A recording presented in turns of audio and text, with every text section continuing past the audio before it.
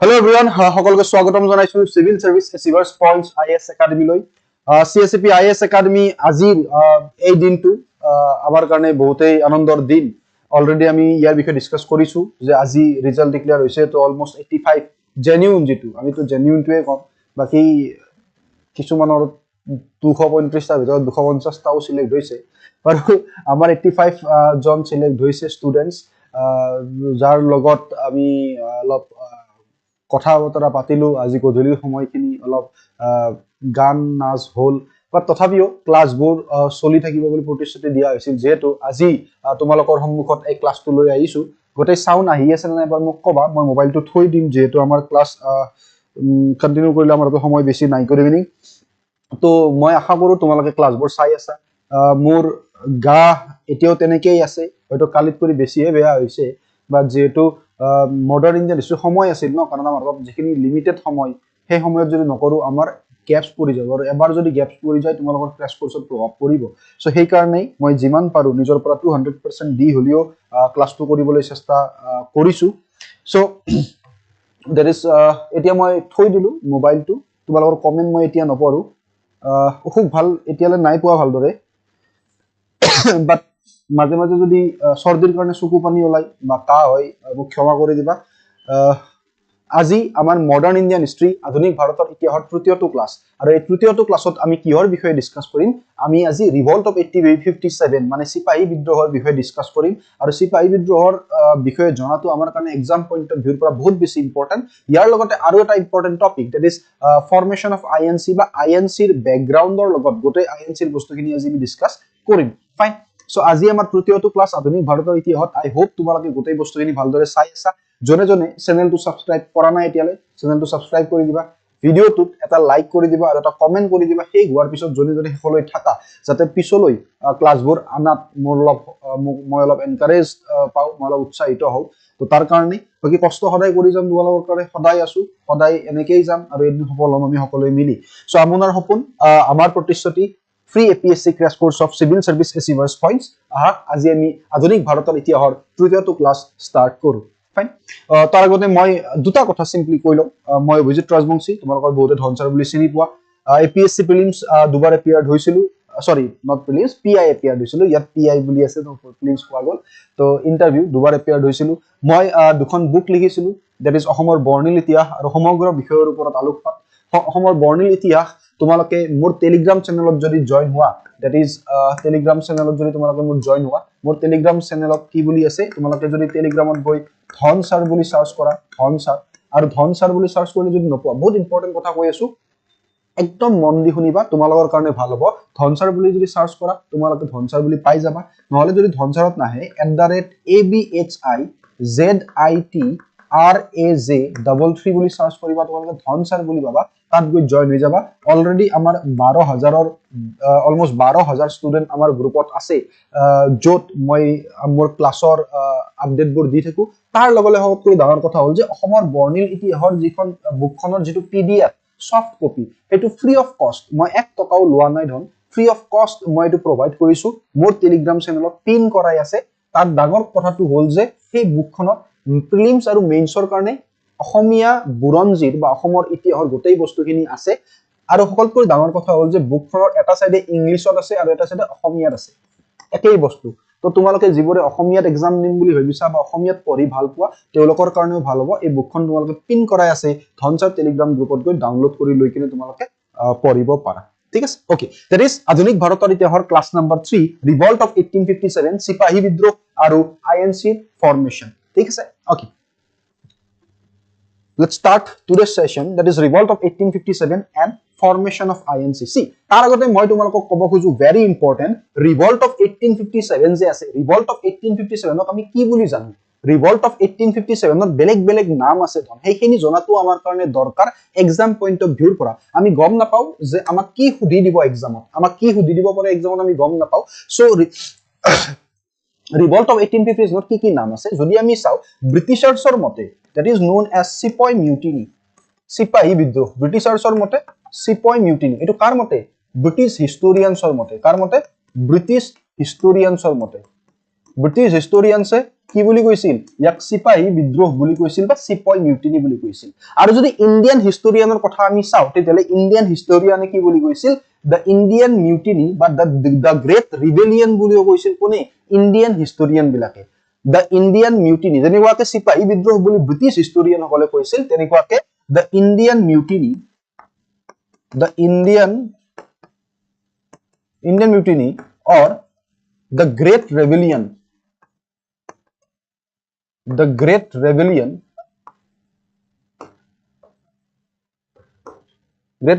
বুলি কৈছিল কোনে ইন্ডিয়ান হিষ্টৰিয়ান বিলাকে এইখিনি মনত ৰাখিব এই কাৰণে কৈছো তোমালোকক কাৰণ ইয়াৰ পৰা যদি কোৱেশ্চন আহি যায় তোমালোকে যাতে এটেম্প কৰিব পাৰা ব্ৰিটিছাৰছে কি বুলি কৈছিল সিপাহী মিউটিনি আৰু ইন্ডিয়ান হিষ্টৰিয়ানে কি বুলি কৈছিল ইন্ডিয়ান হিষ্টৰিয়ানে কৈছিল ইন্ডিয়ান মিউটিনি বা দ্য গ্ৰেট ৰেবেলিয়ন বুলি কৈছিল তাৰ লগতে যদি চাও দা ইন্ডিয়ান ইনসাৰেকশন ঠিক আছে ইন্ডিয়ান ইনসাৰেকশন হৈ যাওক বা তোমাৰ দ্য ৰিভল্ট অফ 1857 হৈ যাওক বা the first war of independence হৈ যাওক এই গোটেই বস্তুখিনি কোনে কৈছিল বিনায়ক দামোদৰ সাভাৰকাৰে ইয়াৰ নাম দিছিল তোমালোকে বিনায়ক দামোদৰ সাভাৰকাৰ ঠিক আছে বিনায়ক সাভাৰকাৰৰ নাম শুনিছা তোমালোকে নিশ্চয় সো বিনায়ক সাভাৰকাৰে কি বুলি কৈছিল বিনায়ক দামোদৰ সাভাৰকাৰ সো বিনায়ক সাভাৰকাৰে কি বুলি কৈছিল তেখেতৰ মতে এই যেটো ৰিভল্ট অফ 1857 আছে হেতু কি বুলি আমি ক'ব পাৰো দ্য ফাৰ্ষ্ট ৱাৰ অফ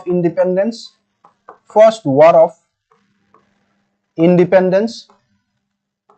মানুহবোৰ লাহে লাহে কমি আছে তোমালোক ক্লাছৰ পিছত প্ৰথম ক্লাছত যিমান দেখিছিলো সেকেন্ড ক্লাছত তাত কৰি কমিলা এনেকুৱাকে হলে কেনেকে হ'ব ঠিক আছে তো the first war of independence next যদি চাও তোমাক মই কও ধন তুমি যদি আজি এই কোৰ্সটো কাৰণ বাহিৰত যদি এই কোৰ্সটো লব যোৱা বাকি কোচিং ইনষ্টিটিউটত তুমি চাবা যে ইয়াত কৰিও মানে বোৰিং ক্লাস বা ইয়াত কৰিও কম ষ্টেণ্ডাৰ্ডৰ ক্লাস তোমালোকক 8000 15000 20000 টকাত বেছি আছে আজি এইখিনি ক্লাস ফ্ৰী অফ কষ্ট প্ৰভাইড কৰা গৈছে অসমৰ ষ্টুডেন্টখিনিৰ কাৰণে হয়তো ষ্টুডেন্ট বিলাকৰ মনত সেই ভাবটো জাগা নাই যে কিটো লেভেলৰ বা ইয়াৰ পৰা আমাৰ কিমানখিনি লাভ হ'ব কাৰণ আমাৰ 15000 20000 টকা এটা বাছি আছে এপিএসসি প্ৰিলিমছ ক্ৰেশ কোৰ্স বা 8000 10000 টকা এটা বাছি আছে সেই কাৰণে এটো বহুত ষ্টুডেন্টে নাই বা যদি উপলব্ধি কৰিছা সঁচা অৰ্থত মনৰ পৰা তেতিয়ালে নিশ্চয় তোমালোকে এই ক্লাছবোৰৰ লগত কাৰণ ৰেগুলাৰ ক্লাছ হৈ আছে আৰু কথামতে তোমালোকক ৰুটিন দিয়া হৈছে ফেব্ৰুৱাৰী লৈকে কেনেকুৱাকে প্ৰতিদিনে ক্লাছ মিস হ'ব নোৱাৰে তো তেনেকুৱা ধৰণৰ আমি এটা কোৰ্স বনাইছো বহুত অসমৰ ভিতৰত প্ৰথমবাৰৰ কাৰণে এনেকুৱা এটা কোৰ্স ফ্ৰী অফ কষ্ট সো ইয়াৰ ভ্যালুটো যেতিয়া বুজি পাবা মই আশা কৰো যাতে তেতিয়ালে দেৰি হৈ নাযাও তো বিনায়ক সাভাৰকাৰৰ মতে কি the first war of independence স্বাধীনতাৰ প্ৰথম যুদ্ধ বুলি ভাৰতীয়সকলৰ দ্বাৰা স্বাধীনতাৰ প্ৰথম যুদ্ধ বুলি কৈছিল তাৰ লগতে ইন্ডিয়ান ইনসাৰেকশন বুলিও বিনায়ক সাভাৰকাৰে কৈছিল কি ইন্ডিয়ান ইনসাৰেকশন কি বুলি কৈছিল ইন্ডিয়ান ইনসাৰেকশন আৰু তাৰ লগতে আৰু কিবা বুলি কৈছিল ৰিভল্ট অফ 1857 সৰি yes ৰিভল্ট অফ 1857 1857 চনত বিদ্ৰোহ বুলিও বিনায়ক দামোদৰ সাভাৰকাৰে কৈছিল সো যদি আমি 1857 ৰ ৰিভল্টৰ বিষয়ে চাও তেতিয়ালে আমি গম পাম যে ব্ৰিটিছ হিষ্টৰিয়ান সকলে সিপাহী মিউটিনি বা সিপাহী বিদ্ৰোহ বুলি কৈছিল ভাৰতীয়সকলৰ বিদ্ৰোহ বা দ্য গ্ৰেট ৰিবেলিয়ন বুলি কৈছিল ইন্ডিয়ান ইতিহাসবিদ সকলে আৰু বিনায়ক দামোদৰ সাভাৰকাৰে ইয়াক কি নাম দিছিল ফাৰ্ষ্ট ৱাৰ অফ ইন্ডিপেন্ডেন্স স্বাধীনতাৰ প্ৰথম যুদ্ধ ইন্ডিয়ান ইনসাৰেকশন আৰু তাৰ লগতে 1857 চনত বিদ্ৰোহ বুলি নাম দিছিল তোমালোকে এটো স্ক্ৰিনশ্বট মাৰি লোৱা মই পাছলৈকে গনিছো বিকজ যেতিয়া তোমালোকক মই দিম ন পিপিৰিটো ৰিটেন পিপিৰিটো যেটো তোমালোকে পাবা তাত কিন্তু এটো নাথাকিব কাৰণ মই এটো এক্সট্ৰা স্লাইডত লিখিছো ঠিক আছে এটা স্ক্ৰিনশ্বট মাৰি লবা মই পাছলৈকে গনিম 1 2 3 4 5 ঠিক আছে মই পাছলৈকে গনিলো মই আই হোপ কি তোমালোকে এটো কি কৰি লৈছা স্ক্ৰিনশ্বট মাৰি লৈছা পিপিটি নিশ্চয় ক্লাছৰ পিপিটি প্লিজ আগতে আপলোড দিব না পিপিটি আগতে আপলোড দিলে মই লিখাবিলাক কেনেকে পাবা তোমালোকে ম্যাক্সিমাম ষ্টুডেন্টে লিখাবিলাকৰ দৰকাৰ হয় বুলি কোৱা কাৰণে লিখাৰ পিছত আপলোড দিয়া হয় ঠিক আছে আই হোপ তোমালোকে এই বস্তুখিনি স্ক্ৰিনশ্বট মাৰি লৈছা ফাইন তো revolt of 1857 so revolt of 1857 ৰ বিষয়ে যদি আমি চাও ইয়াত কৈছে there had always been opposition to the East India কোম্পানীৰ অপজিশন আগৰ পৰাই আছিল লাগিলে তুমি যদি চোৱা যে different European countries already we have talked about it আমি যোৱা ক্লাছ দুটাত আমি ইয়াৰ বিষয়ে পঢ়িলো কেনেকুৱাকে ইংলিছ সকলে ফ্ৰেঞ্চ সকলৰ লগত বেলেগ বেলেগ ইউৰোপিয়ান কান্ট্ৰি সকলৰ লগত যুদ্ধত লিপ্ত হৈছিল ডাচ সকলক হৰুৱাইছিল 1859 ৰ যুদ্ধ বেটেল অফ বেদাৰাৰ যুদ্ধত ফ্ৰেঞ্চ সকলৰ লগত তিনিখন যুদ্ধ কাৰ্নেটিক ৱাৰ যাৰ অন্তিম যুদ্ধখন বা ফাইনেল যিখন বেটেল অফ ফ্ৰেঞ্চ সকলক হৰুৱাইছিল বেটেল অফ ৱান্ডিৱাছ 1760 তাৰ লগত মাইচৰৰ লগত যুদ্ধ চাৰিখন মাৰাঠা সকলৰ লগত তিনিখন যুদ্ধ ঠিক আছে তো এই যুদ্ধবোৰৰ পৰা আমি গম পাওঁ যে ইংলিছ সকলে বেলেগ বেলেগ অপজিশনৰ লগত লাগিলে হেইটো ইউৰোপিয়ান কান্ট্ৰি হৈ যাওক বা ভাৰতৰ যিকোনো কমিউনিটিজ বা ভাৰতৰ ট্ৰাইবেলছ বা ভাৰতৰ লোকেল নেটিভ পিপল বিলাকৰ লগতে হৈ যাওক অপজিশন বা প্ৰতিদ্বন্দ্বিতা আছিল ইংলিছৰ লগত বা যুদ্ধত লিপ্ত হৈছিল across region from various groups তাকেই ক'লে the resistance put forth by the tribals বিলাকে ৰেচিষ্ট কৰিছিল ব্ৰিটিছক ৰেচিষ্টেন্স দিছিল কাক ব্ৰিটিছক পিজেন্টস বিলাকে ফাৰ্মাৰ্স বিলাকে যেতিয়া তোমাৰ ফৰ এক্সাম্পল যেতিয়া আমি ডিফাৰেন্ট পিছলৈ যেতিয়া আমি পঢ়িম খেদা ৰিবেলিয়ন পঢ়িম আমি পিছলৈ পঢ়িম যে তোমাৰ চম্পাৰণ মুভমেন্টটো বেলেগ বেলেগ এগ্ৰাগ্ৰিয়ান ৰিভল্ট আছিল বিদ্ৰোহ আছিল অসমত যদি চোৱা তুমি পথৰুঘাটৰ ৰণ ঠিক আছে পথৰুঘাটৰ ৰণ তো এনেকুৱা ধৰণৰ বিদ্ৰোহবোৰ ডিফাৰেন্ট টাইমত ডিফাৰেন্ট গ্ৰুপছ বা পিজেন্টস সকলে ৰিভল্ট বা বিদ্ৰোহ কৰিছিল কাৰ এগেইনষ্টত ব্ৰিটিছৰ এগেইনষ্টত ৰিলিজিয়াছ গ্ৰুপছবোৰে ফৰ এক্সাম্পল তোমালোকে বেষ্ট এক্সাম্পল হ'ব খিলাফত মুভমেন্ট 1919 তো ধাৰ্মিক গ্ৰুপবোৰেও বিদ্ৰোহ কৰিছিল ব্ৰিটিছৰ এগেইনষ্টত had remained localized and haphazardly organized. The revolt of 1857 was a significant uprising against British rule in which disgruntled princes, engaged soldiers and disillusionist individuals took part বুলি ইয়াত কৈছে simply মনত ৰাখিবা যে revolt of 1857 it is known as the first mass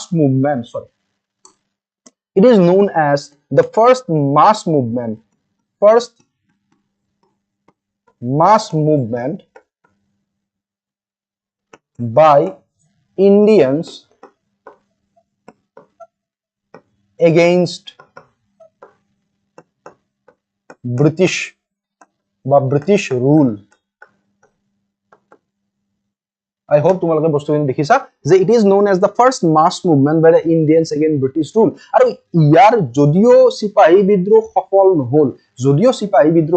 মই আজি লাহে লাহে কৈ আছো ঠিক আছে জস্তু আছে বাট লাহে লাহে কাৰণে কৈ আছো যে আজি মোৰ অৱস্থা একদমই বেয়া সংকটজনক অৱস্থা বাট ক্লাছটো আমি কৰিব লাগিব যেটো প্ৰতিষ্ঠানে দিয়া আছে তোমালোকে হয়তো ৰখি থাকিলা হয় আৰু আমি কন্টিনিউয়াছলি যেতিয়া কৰি যাম তেতিয়া আমি সহজত বুজি পাম যদি দুদিন মাজত গ্যাপছ দিও ন তেতিয়া তোমালোকৰ আগৰ দুটা ক্লাছৰ বস্তুখিনি পাহৰি যাবা এতিয়া এটা অলপ চলপ এটলিষ্ট মনত আছে যদি তোমালোকে ৰিভিজন দিয়া নাই যদি ৰিভিজন দিছা তো গোটেইখিনি মনত আছে সো মই কৈ আছো যে যদিও ৰিভল্ট 1857 ৰ সিপাহী বিদ্ৰোহ যদিও অসমৰ্থ বা অসফল হ'ল তথাপিও কিছুমান ইম্প্যাক্ট ৰাখি গল ৰিভল্ট অফ 1857 যেনেকুৱাকে ভাৰতীয়সকলৰ মনত দেশ প্ৰেমৰ ভাৱ জগাই তুলিলে নেশ্যনেলিজমৰ ভাৱ জগাই তুলিলে কিহৰ ভাৱ নেশ্যনেলিজম জানা না নেশ্যনেলিজম Now, can anyone tell me? আমি ethicsত পঢ়ো যদি আমি কেতিয়াবালে মেইনছৰ কাৰণ অলৰেডি তোমালোকে যদি মেইনছৰ প্ৰস্তুতি চলোৱা মই তোমাক কওঁ যে মই যেটো ধৰণত এথিক্স পঢ়াম তোমালোকক মই ভাবো যে বহুত কম সংখ্যক মানুহে তেনেকুৱাকে তোমালোকক এথিক্সত সৰু ডিটেইলছত পঢ়াব একদম কাহিনীৰ সুৰত ঠিক আছে তো যেতিয়া আমি এথিক্স পঢ়িম মেবি যদি আমি কেতিয়াবালে এথিক্স পঢ়ো তেতিয়ালে আমি পঢ়িম যে নেশ্যনেলিজম আৰু পেট্ৰিয়টিজমৰ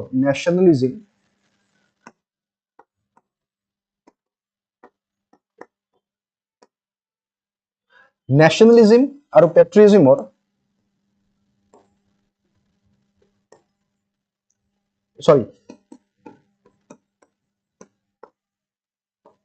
ডিফাৰেন্স কি হয়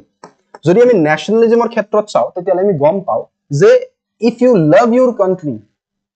যদি তোমাক খুদে যে তুমি পেট্ৰিয়টিক হয় নে নহয় যদি তোমাক খুদে যে তুমি পেট্ৰিয়টিক হয় নে নহয়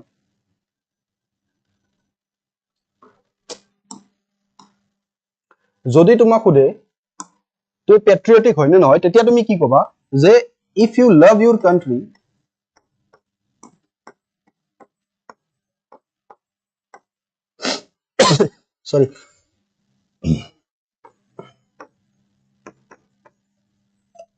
if you love your country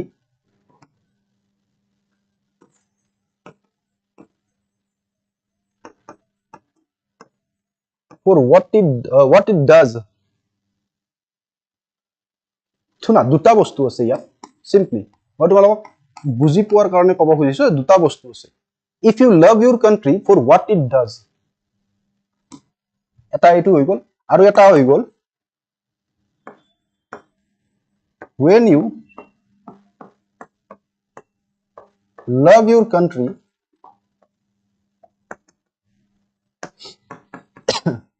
no matter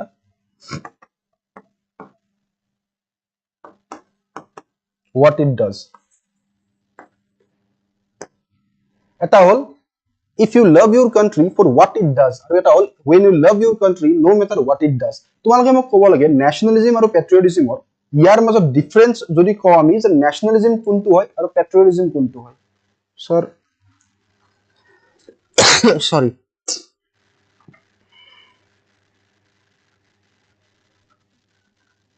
কোনটো হ'ব কোনটো nationalism কোনটো patriotism হ'ব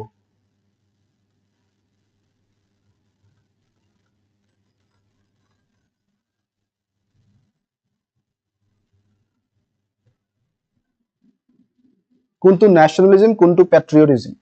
চোৱা ইয়াত তোমালোকে কনফিউজ হ'ব কোনোবাই কৈছা নেকি answer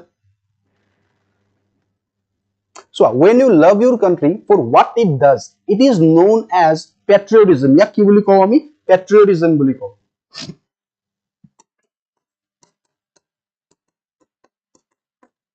And when you love your country, no matter what it does, it is known as nationalism.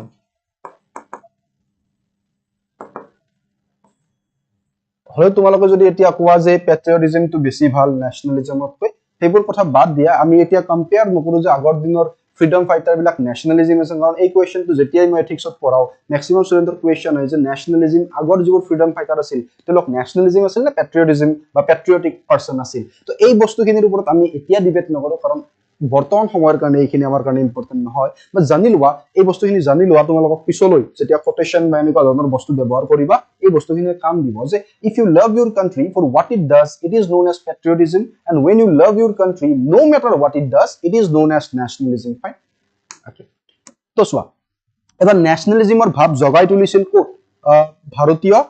Native সকলৰ মাজত কিহৰ জৰিয়তে যদিও ৰিভল্ট অফ 1857 ফেইল হল তাৰ পিছতো এটা ন্যাশনালিজমৰ ভাব জাগি উঠিছিল ভাৰতীয় সকলৰ মনত আৰু ব্ৰিটিছ সকলে সেই তেতিয়া উপলব্ধি কৰিছিল যে যদি আমি বেছিকে স্ট্ৰিক্ট কিছুমান পলিসি আমি যদি কিছুমান বেছিকে স্ট্ৰিক্ট পলিসি যদি আমি ইমপ্লিমেন্ট কৰিব খুজু ভাৰতত তেতিয়ালে হয়তো ভাৰতীয় সকলে আমাৰ বিৰুদ্ধে বিদ্ৰোহ কৰিব পাৰে পিছলৈও আৰু সেই কাৰণে এটো গভৰ্ণমেন্ট অফ ইন্ডিয়া এক্ট 1858 যেতিয়া আহিছিল তো আফটাৰমেথ অফ দা ৰিবেলিয়ন আমি পঢ়িবলৈ পাম গভৰ্ণমেন্ট অফ ইন্ডিয়া এক্ট 1858 তাত কিছুমান চেঞ্জ আনা গৈছিল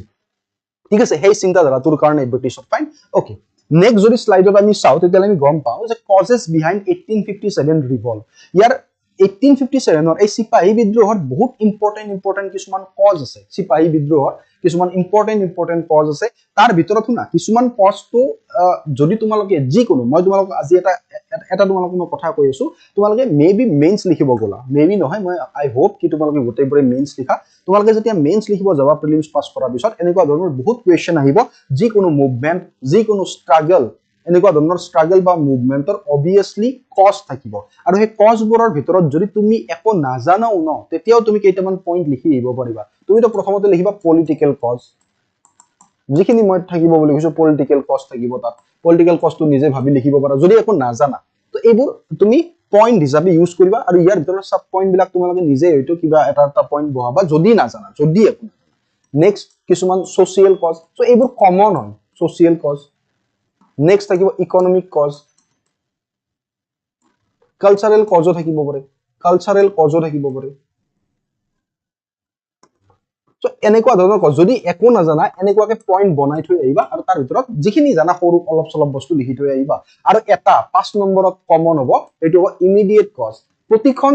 যুদ্ধৰে ঠিক আছে প্ৰতিখন যুদ্ধৰে বা প্ৰতিটো বিদ্ৰোহৰে এটা ইমিডিয়েট কজ থাকে অবিয়াসলি এটা ইমিডিয়েট কজ থাকে মানে জ্বলা জুইত ঘিউ ঢালি দিয়া বুলি কও আমি ইমিডিয়েট কজ ফৰ এক্সাম্পল মই তোমালোকক এটা দিছো যে তুমি এজন মানুহ আৰু তুমি সন্মুখত জন চাই আছা তুমি আৰু মই আমি দুজনৰ মানে একদম দেখিব নোৱাৰা তুমি মোক দেখিব নোৱাৰা এনেকুৱা লাগে যে ইয়াক যদি পাও না মই ঘুষাটা মাৰ দিম মই তোমাক দেখিব নোৱাৰো মোৰ এনেকুৱা লাগে যে ইয়াক যদি পাও না মই ইয়াক বহুত বেয়াকে অপমানিত কৰিম মই তিৰস্কাৰ কৰিম ইয়াক বুজি পালা বাট কি হল না তুমি মোৰ ওপৰত হাত উঠাইছা না মই তোমাৰ ওপৰত হাত উঠাইছো কাৰণ কেনেকে হাত উঠাবা তুমি তো ডাইৰেক্টলি এইমক মাৰিব নোৱাৰা মই তো ডাইৰেক্টলি যে তোমাক এটা ঘুষা মাৰি দিব নোৱাৰো কেনেকে আমিতো দেখিব নোৱাৰো কিন্তু সাডেনলি এদিন কি হল তুমি মোবাইল টিপি এনেকুৱাকে ৰাস্তাৰ এইফালে এনেকে আহি আছা ময়ো এইফালৰ পৰা মোবাইল টিপি এনেকুৱাকে গৈ আছো ঠিক আছে তুমিও দেখা নাই ময়ো দেখা নাই আমাৰ দৌৰক কাম দুখন খুন্দা লাগিল এনেকুৱাকে সোলজাৰ খুন্দা লাগিল দেখা নাপোৱাকে তাৰ পিছত তোমাৰ মানে এনে আগৰ পৰা বেয়া হৈ আছে মাথা মোলৈ ঠিক আছে তুমি যেতিয়া দেখিলা যে ই খুন্দাইছে মোক তুমি আহি দিলা দুটা খুচি মাৰি ময়ো দিলো দুটা খুচি মাৰি so this is the immediate cause মই এক্সাম্পল তো দিছো this is the immediate cause তো প্ৰতিটো বিদ্ৰোহৰ প্ৰতিটো স্ট্ৰাগল বা মুভমেন্টৰ এটা ইমিডিয়েট কজ থাকে আৰু ইমিডিয়েট কজ এটা তোমালোকে লিখিয়ে আহিবা ঠিক আছে যেনেকুৱাকে ইয়াৰ ইমিডিয়েট কজ আছিল এনফিল্ড ৰিমৰ কেছ ঠিক আছে যাৰ বিষয়ে আমি পঢ়িম so this are the so political কজত আমি কি পাম চোৱা এতিয়া কজেছৰ কথা আমি পঢ়ি আছো যে পলিটিক্যাল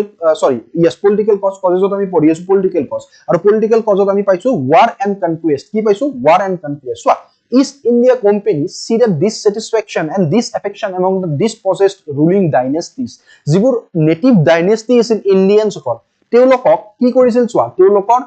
তেওঁলোকক হিউমিলিয়েট কৰিছিল ব্ৰিটিছাৰ সকলে হিউমিলিয়েট কৰিছিল পাঞ্জাবৰ যিটো ডাইনেষ্টি আছিল ৰয়েল ডাইনেষ্টি এই ৰয়েল ডাইনেষ্টিটো এনেক্স কৰিছিল কোনে লৰ্ড ডেলহাউসিৰ সময়ত ডক্ট্ৰাইন অফ লেপছ আহিছিল হয় না ডক্ট্ৰাইন অফ লেপছৰ কথাটো গম পোৱা তোমালোকে what is doctrine of lapse মই অলৰেডি কম তোমালোকক যে যদি ইণ্ডিয়ান কিংডম এটাৰ নেটিভ ইণ্ডিয়ান কিংডম এটাৰ যদি হেয়াৰ নাথাকে নিজৰ যদি পুত্ৰ নাথাকে নিজৰ পুত্ৰ তেতিয়াহলে মানে নিজৰ যদি হেয়াৰ নাথাকে তেতিয়াহলে কি হ'ব সেই কিংডমটো ব্ৰিটিছৰ আন্ডাৰত আহি যাব that is doctrine of lapse okay আমি পঢ়িবলৈ পাম so Lord Dalhousie humiliated the royal dynasty by annexing পাঞ্জাবক এনেক্স কৰি যেটো ৰয়েল ৰাজকীয় যেটো ডাইনেষ্টি আছিল তাক হিউমিলিয়েট লজ্জানিত কৰিলে Duleep Singh was deposed and deported to England ঠিক আছে পাঞ্জাবৰ দলীপ সিংক কি কৰিলে ডিপোজ কৰি দিলে কলৈ ইংলেণ্ডলৈ দেন এসেটস অফ লাহোৰ দৰবাৰৰ যিবোৰ এসেটস আছিল সেইবোৰ সেলৰ কাৰণে ৰাখিলে সো এইবোৰৰ জৰিয়তে ইণ্ডিয়ান নেটিভ কিংডম বোৰে কি পালে অলপ লজ্জান্ত অনুভৱ কৰিলে নে নাই ব্ৰিটিছসকলৰ প্ৰতি তেওঁলোকৰ খং উঠিল নে নাই so this R also one of the reasons যাৰ কাৰণে 1857 ৰিভল্ট হৈছিল ইয়াক আমি পলিটিক্যাল কজত ৰাখিছো war and conquest ঠিক আছে subsidiary alliance this is one of the most important topic regarding 1857 ৰিভল্টৰ কজক লৈ কিয় ইমান কিৰণ নাই বজ্ৰ কোৰ্সটো মাৰা নাই দন বজ্ৰ কোৰ্সটো চলিয়ে আছে বজ্ৰ কোৰ্সত বস্তুবোৰ তোমাৰ সিকুৱেন্সত গৈ আছে আৰু প্ৰিলিমছৰ আগলৈকে তো প্ৰিলিমছৰ বস্তুখিনিয়ে যাব তাৰ পিছৰ যিবোৰ ইণ্ডিয়ান সোসাইটি হৈ যাওক ইণ্ডিয়া তাৰ পিছত যদি আমি চাও যে যিবোৰ মেইন স্পেসিফিক এথিক্সৰ ক্লাছবোৰ মই তাত তোমালোকক লম তাৰ লগত ৰবিন কলিতা সাহেবৰ যিবোৰ ইণ্ডিয়ান সোসাইটিৰ ক্লাছ এইবোৰ লাহে লাহে আহিব তো সিকুৱেন্সি গৈ আছে বজ্ৰৰ তোমালোকে টেনচন লব নালাগে বজ্ৰ এটা সপোন ইয়াক কেতিয়াও মাৰ যাব নিদিও মই ঠিক আছে ওকে তো সাবসিডিয়াৰী এলায়েন্স এক্সাম পইণ্ট অফ ভিউৰ পৰা বহুত বেছি ইম্পৰ্টেন্ট কিয় জানা 1857 ৰ ৰিভল্টৰ ডাইৰেক্টলি ইনডাইৰেক্টলি এটা বস্তু জড়িত হৈ আছে দ্যাট ইজ সাবসিডিয়াৰী এলায়েন্স মই বুজাম বস্তুবোৰ লিংক কৰিম তোমালোকে ভালদৰে বুজি পাবা সাবসিডিয়াৰী এলায়েন্স কোনে আনিছিল লৰ্ড ওয়েলছলি আনিছিল সাবসিডিয়াৰী এলায়েন্স লৰ্ড ওয়েলছলিৰ কাৰ্যকাল আৰম্ভ হৈছিল 1798 ৰ পৰা I have already told you কি 1805 লৈকে বহুত ষ্ট্ৰিক্ট পলিসি লৈ আহিছিল কোনে লৰ্ড ওয়েলছলিয়ে fine sorry this alliance prohibited the rulers of India so subsidiary alliance mein simply তোমালোকক what is subsidiary alliance একদম এটা সহজ ভাষাত বুজাই দিম শর্ট কে তোমালোকে নিজে বস্তুখিনি লিখিব পাৰিবা এনেকুৱাকে বুজাই আছো what is subsidiary alliance আৰু মনত ৰাখি ৰবা ঠিক আছে তো subsidiary alliance কি হয় যে এনেকুৱা এটা পলিসি হয় এনেকুৱা এটা ৰিফৰ্মছ লৈ আহিছিল লৰ্ড ওয়েলছলিয়ে যাৰ হিচাপত the Indian native kingdom যিবোৰ ইণ্ডিয়াৰ নিজৰ কিংডম আছে ইণ্ডিয়ান কিংডমছ বোৰে নিজৰ সৈন্যৰ দল ৰাখিব নোৱাৰে তেওঁলোকে নিজৰ সৈন্যৰ দল ৰাখিব নোৱাৰে ইনষ্টেড তেওঁলোকে কি কৰিব লাগিব তেওঁলোকৰ ৰাজ্যত যিমান সৈন্য হোৱা বয়সৰ লৰা মানুহ আৰু মতা মানুহ আছে সেই মানুহবিলাকক যদি সৈন্য হ'ব খুজে তেওঁলোকে ব্ৰিটিছক দি দিব লাগিব ব্ৰিটিছে কি কৰিব নিজৰ সৈন্যৰ দলৰ আন্ডাৰত ৰাখি তেওঁলোকক সৈন্য হোৱাৰ ট্ৰেনিং দিব এজন সৈন্য বনাব এজন সোলজাৰ বনাব ট্ৰেনিং দিব আৰু ট্ৰেনিং দিয়া হোৱাৰ পিছত সেই সৈন্যসকলক ব্ৰিটিছে নিজৰ ডাঙৰ সৈন্যৰ দলৰ মাজত ইনক্লুড কৰিব So this is subsidiary alliance. আৰু যদি কেতিয়াবা সেই ইণ্ডিয়ান নেটিভ কিংডম বা ভাৰতীয় কিংডমটো যাৰ পৰা সৈন্য হোৱা বয়সৰ লৰা আৰু মতা মানুহবিলাক লৈ ট্ৰেইনিং দিছে আৰু নিজৰ সৈন্যৰ দলক শামিল কৰিছে ব্ৰিটিছাৰসকলে সেই ইণ্ডিয়ান কিংডমটোক যদি কেতিয়াবা বাহিৰৰ আক্ৰমণকাৰী আক্ৰমণ কৰে তেতিয়াহলে সেই কিংডমটোৱে নিজৰেই সৈন্য ব্ৰিটিছৰ পৰা ধাৰত ল'ব লাগিব মানে ব্ৰিটিছে তেওঁলোকক সহায় কৰিবলৈ সৈন্য দিব কিন্তু তাৰ কাৰণে তেওঁলোকে পে কৰিব লাগিব ব্ৰিটিছক দ্যাট ইজ সাবসিডিয়াৰী এলায়েন্স সহজ ভাষাত মই কৈ দিছো ইয়াক কি বুলি কোৱা হয় সাবসিডিয়াৰী এলায়েন্স বুলি কোৱা হয় ইয়াক কি বুলি কোৱা হয়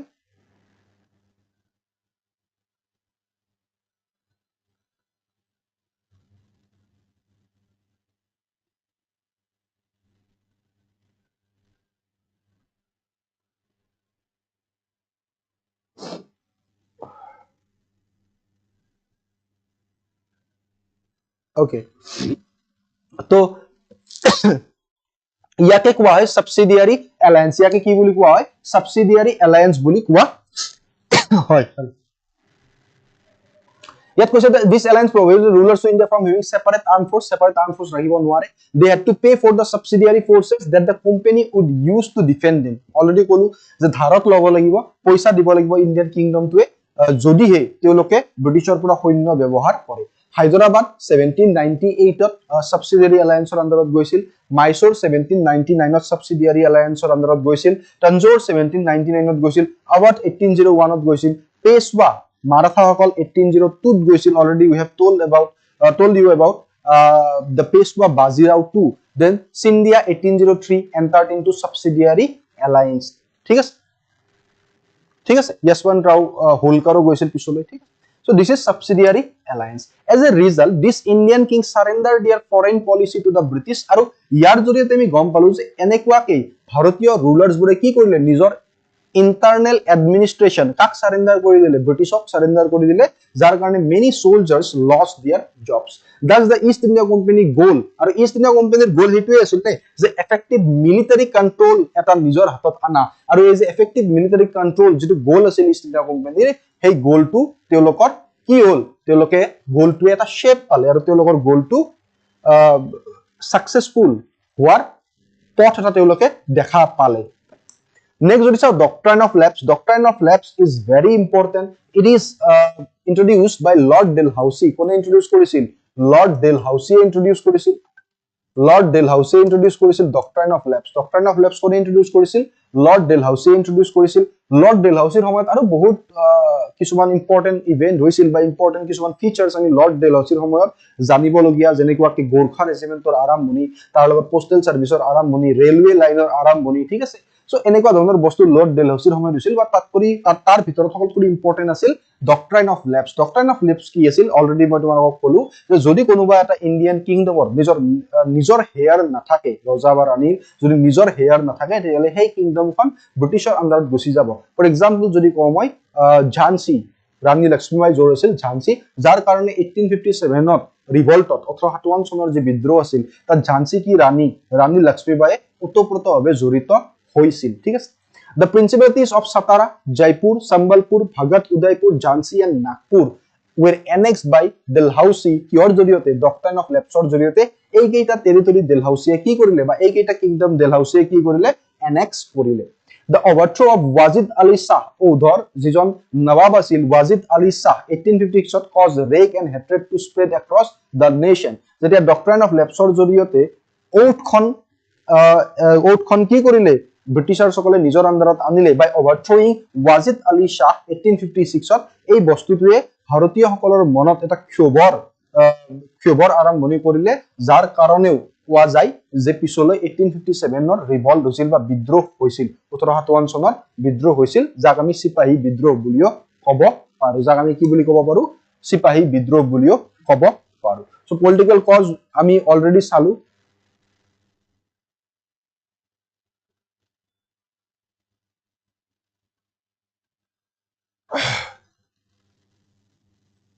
মই ম্যাথছ ময়ে কৰাম কিন্তু ইয়াত হয়তো ম্যাথছ তোমালোকৰ বেলেগ টিচাৰ এজনে কৰিব চাগে নতুনকে আহিছে কাৰণ সময় মোৰ হাতত ইমান নাই এই কাৰণে বাট বজ্ৰত ম্যাথছ ময়ে কৰাম হন ঠিক আছে তাৰ লগতে আৰু এটা বস্তু মনত ৰাখিবা জেনাৰেল সাৰ্ভিসেছ এনলিষ্টমেন্ট এক্ট বুলি এটা আছিল এটো বস্তু মই তোমালোকক কৈ দিও so general services enlistment act very important general services enlistment act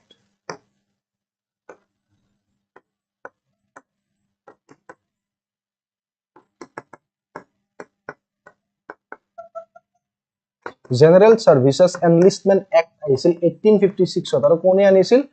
it was by Lord Canning কোনে আনিছিল Lord Canning কোন আছিল he is the last governor general of India Lord Canning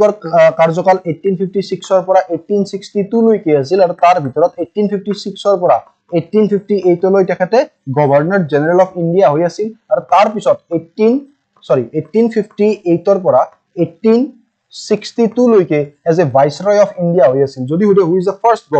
the first viceroy of India Lord Canning 1858 ৰ পৰা 1862 and who is the last governor general of India 1856 ৰ পৰা 1858 Lord Canning ঠিক আছে তেখেতে কি আনিছিল General Services Enlistment Act 1856 এটা ইয়াৰ মতে কি আছিল জানা ইয়াৰ মতে ইন্ডিয়ান সোলজাৰসকলৰ আগত এটা পইণ্ট ৰাখা হৈছিল যে তোমালোকে যদি বিচাৰে ব্ৰিটিছ গভৰ্ণমেণ্টে তোমালোকে যদি বিচাৰে তেতিয়ালে তোমালোকে নিজৰ ঘৰৰ পৰা দূৰলৈও তোমালোকে ব্ৰিটিছৰ সাৰ্ভিসৰ কাৰণে যাব লাগিব ফৰ এক্সাম্পল ধৰি লোৱা যে বেলেগত ব্ৰিটিছৰ যদি ইচ্ছা যায় ন আফ্ৰিকাতো পঠাই দিব পাৰে এওঁলোকক তো এনেকুৱা ধৰণৰ this is known as general services enlistment act 1856 Lord Canning আনিছিল যাৰ জৰিয়তে ইন্ডিয়ান সোলজাৰসকলে যদি বিচাৰে ব্ৰিটিছ গভৰ্ণমেণ্টে বাহিৰলৈও even they must be ready to serve even in British land across the sea ঠিক আছে মানে ব্ৰিটিছে অকুপাই কৰা ব্ৰিটিছে অকুপাই কৰা যিবোৰ কলোনিয়েল ষ্টেট আছিল হে কলোনিয়েল ষ্টেট বোৰতো যাব লগা হ'ব পাৰে যদি হে বিচাৰে এটো আছিল general services enlistment act 1856 by Lord Canning okay so the administrative cost কি আছিল কিছুমান ইয়াত কৈছে যে new administrative system the British government officials were unapproachable as well as arrogant আমি অলৰেডি লাগান আছিল না মুভিখনৰ নাম কি আছিল ন লাগান yes আমি আমিৰ খান আছিল যে মুভিখনৰ নাম তো তুমি তাত দেখি চাই যে ইন্ডিয়ান সকলক কেনেকুৱা ধৰণে ট্ৰিট কৰে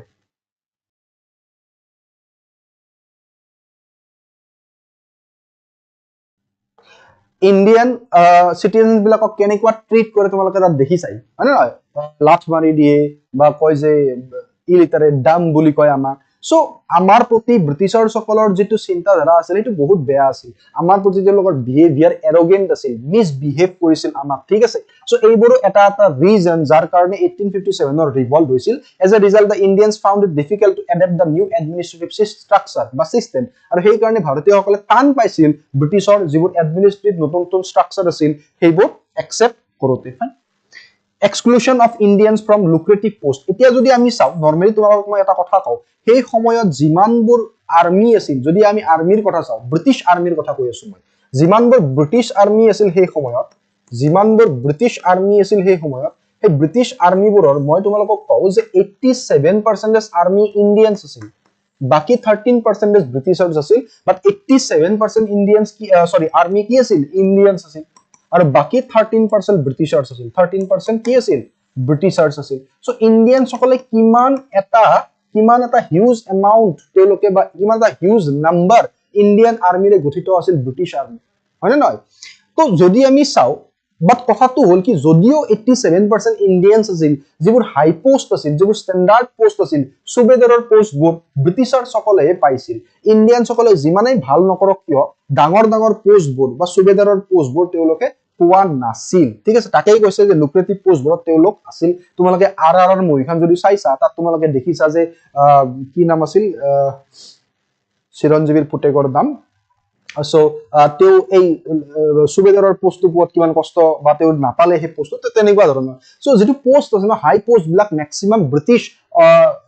আৰ্মি বিলাকক বা সোলজাৰ বিলাকক দিয়া হৈছিল ইণ্ডিয়ানছ বিলাকে যিমান চেষ্টা কৰিও তেওঁলোকক হাই স্ট্যান্ডাৰ্ড পোষ্টত দিয়া হোৱা নাছিল তাৰ লগতে আৰু এটা বস্তু মনত ৰাখিবা যেটো স্যালাৰি আছিল সেই স্যালাৰিটো যদি একে টাইপৰ বা এটা জায়গাতে এটা পজিশনতে এজন ব্ৰিটিছ আৰ্মি আছে এজন ইণ্ডিয়ান আৰ্মি আছে ইণ্ডিয়ান আৰ্মি জনে যিমান পাইছিল তাতকৈ ডাবল স্যালাৰি পাইছিল ব্ৰিটিছ আৰ্মি জনে বা ব্ৰিটিছ সোলজাৰ জনে যাক কোৱা হয় যে ব্ৰিটিছ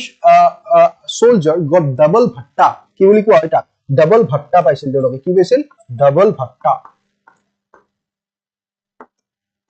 ভাট্টা তেওঁলোকে পাইছে ঠিক আছে Indians were not allowed to work at higher position including those in the military and civil sectors এটো কলো মই civil sector বা military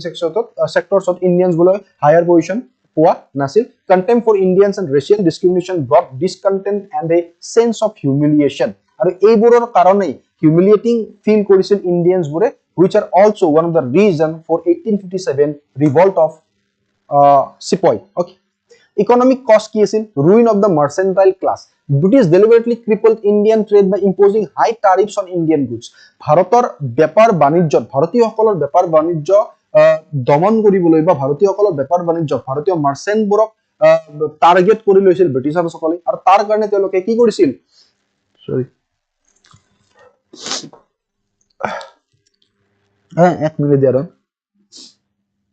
আপুনি নালাগে ভাৰতীয় মাৰ্চেন্টবোৰক টাৰ্গেট কৰি লৈছিল তাৰ কাৰণে তেওঁলোকে কি কৰিছিল ব্ৰিটিছাৰসকলে তেওঁলোকে কি কৰিছিল যে ভাৰতীয় সামগ্ৰী আছিল তাত টেক্স বেছিকে লগাইছিল বা টাৰিফ ৰেভিনিউ বেছিকে লগাইছিল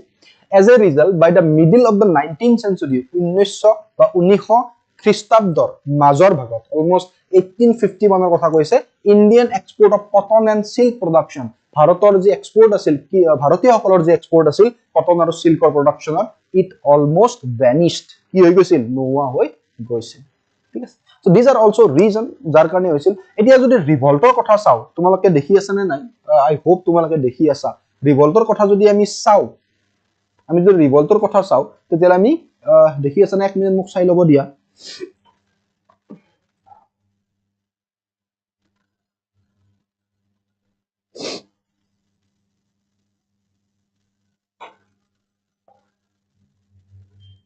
লাগান